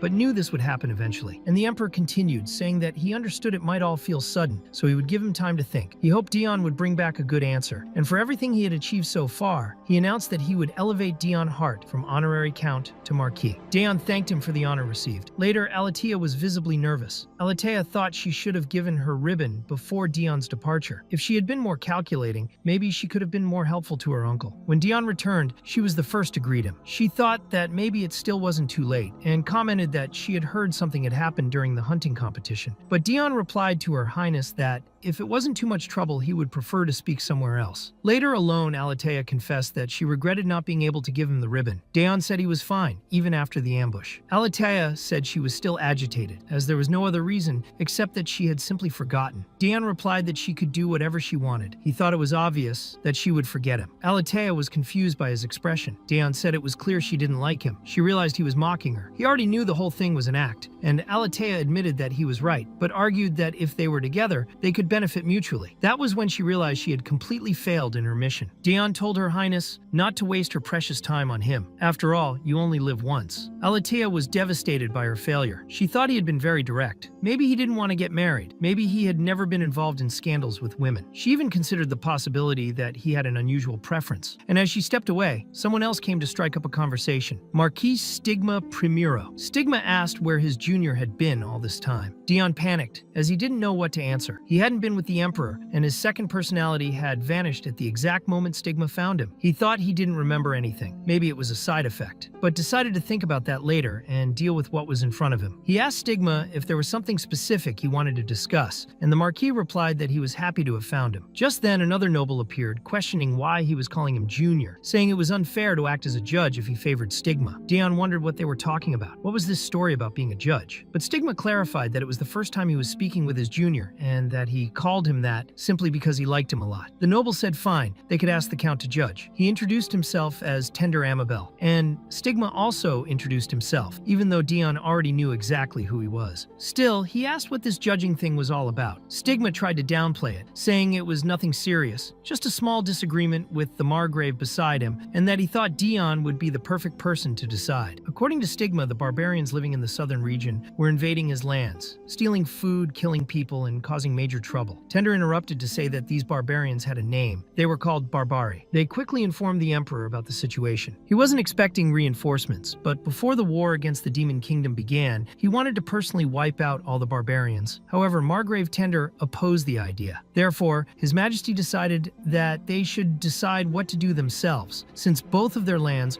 were being affected by the barbarians' presence. Dion then wondered whether this dispute between them was truly a rivalry, or if they were considering whether it would be better to eliminate the barbarian threat before the war, or try to convince them to unite against the demons. He apologized if he was mistaken, but noted that it seemed the Margrave was certain the barbarian tribe would not ally with the demons. Tender stated that they were not human, but even so, they would never side with the demons, even if they considered the Empire an enemy. Dion said there were no guarantees, because perhaps even belonging to the same species wouldn't be enough to keep them united. Stigma joined in, saying Dion was very clever, and that the Margrave's only flaw was being too nice. He explained that the forces that drive people to make decisions are hatred and fear. Since the demons are incredibly powerful, many humans might end up allying with them just to save their own lives. They would even be willing to sell their souls to the devil just to eliminate their enemies and survive. Species in this scenario wouldn't be a decisive factor. According to him, there was a high probability that the barbarians would side with the demons. Given that, Stigma Stigma declared that the decision was made and that he would inform the emperor. He then asked the Margrave to leave, but Dion replied that he hadn't decided anything yet. Still, Tender asked what the two of them were going to do. Stigma replied that he intended to stay there and chat more with his junior. That bothered Dion, who noticed the constant looks from others around them. Stigma casually commented that they seemed to be drawing a lot of attention and asked if Junior didn't mind that. Then he intimidated everyone who was watching, and Dion was now sure he was in trouble. Suddenly, Stigma grabbed a bottle and took a drink, acting with total ease. He also poured some for Dion and said he didn't need to call him Marquis Stigma, just Stigma would do. Since Dion hadn't drunk in a while, he replied that he'd call him Sir Stigma, which was accepted. Stigma remarked that he couldn't trust rumors and that he had expected Dion to be a cold man, but instead found him naive. He said it would be great to have a junior like him in his life. Now he understood why the emperor liked him so much. He explained that the emperor valued talent, especially those similar to himself, people who had started from the bottom and risen to the top, just like he had, even killing his own family in the process. That was why he said he liked Dion so much. But Dion no longer knew how to respond. Then Stigma asked if he had requested any reward for his merits after the 8-year war. At that moment, Dion remembered his childhood, everything he had learned about being a successor and a warrior. He recalled how his family had once been united and happy, and how he himself had started to tarnish their name. He had been seen as a monster, a disgrace. When he returned to reality, he said he didn't know what Stigma was talking about, although deep down, maybe he did.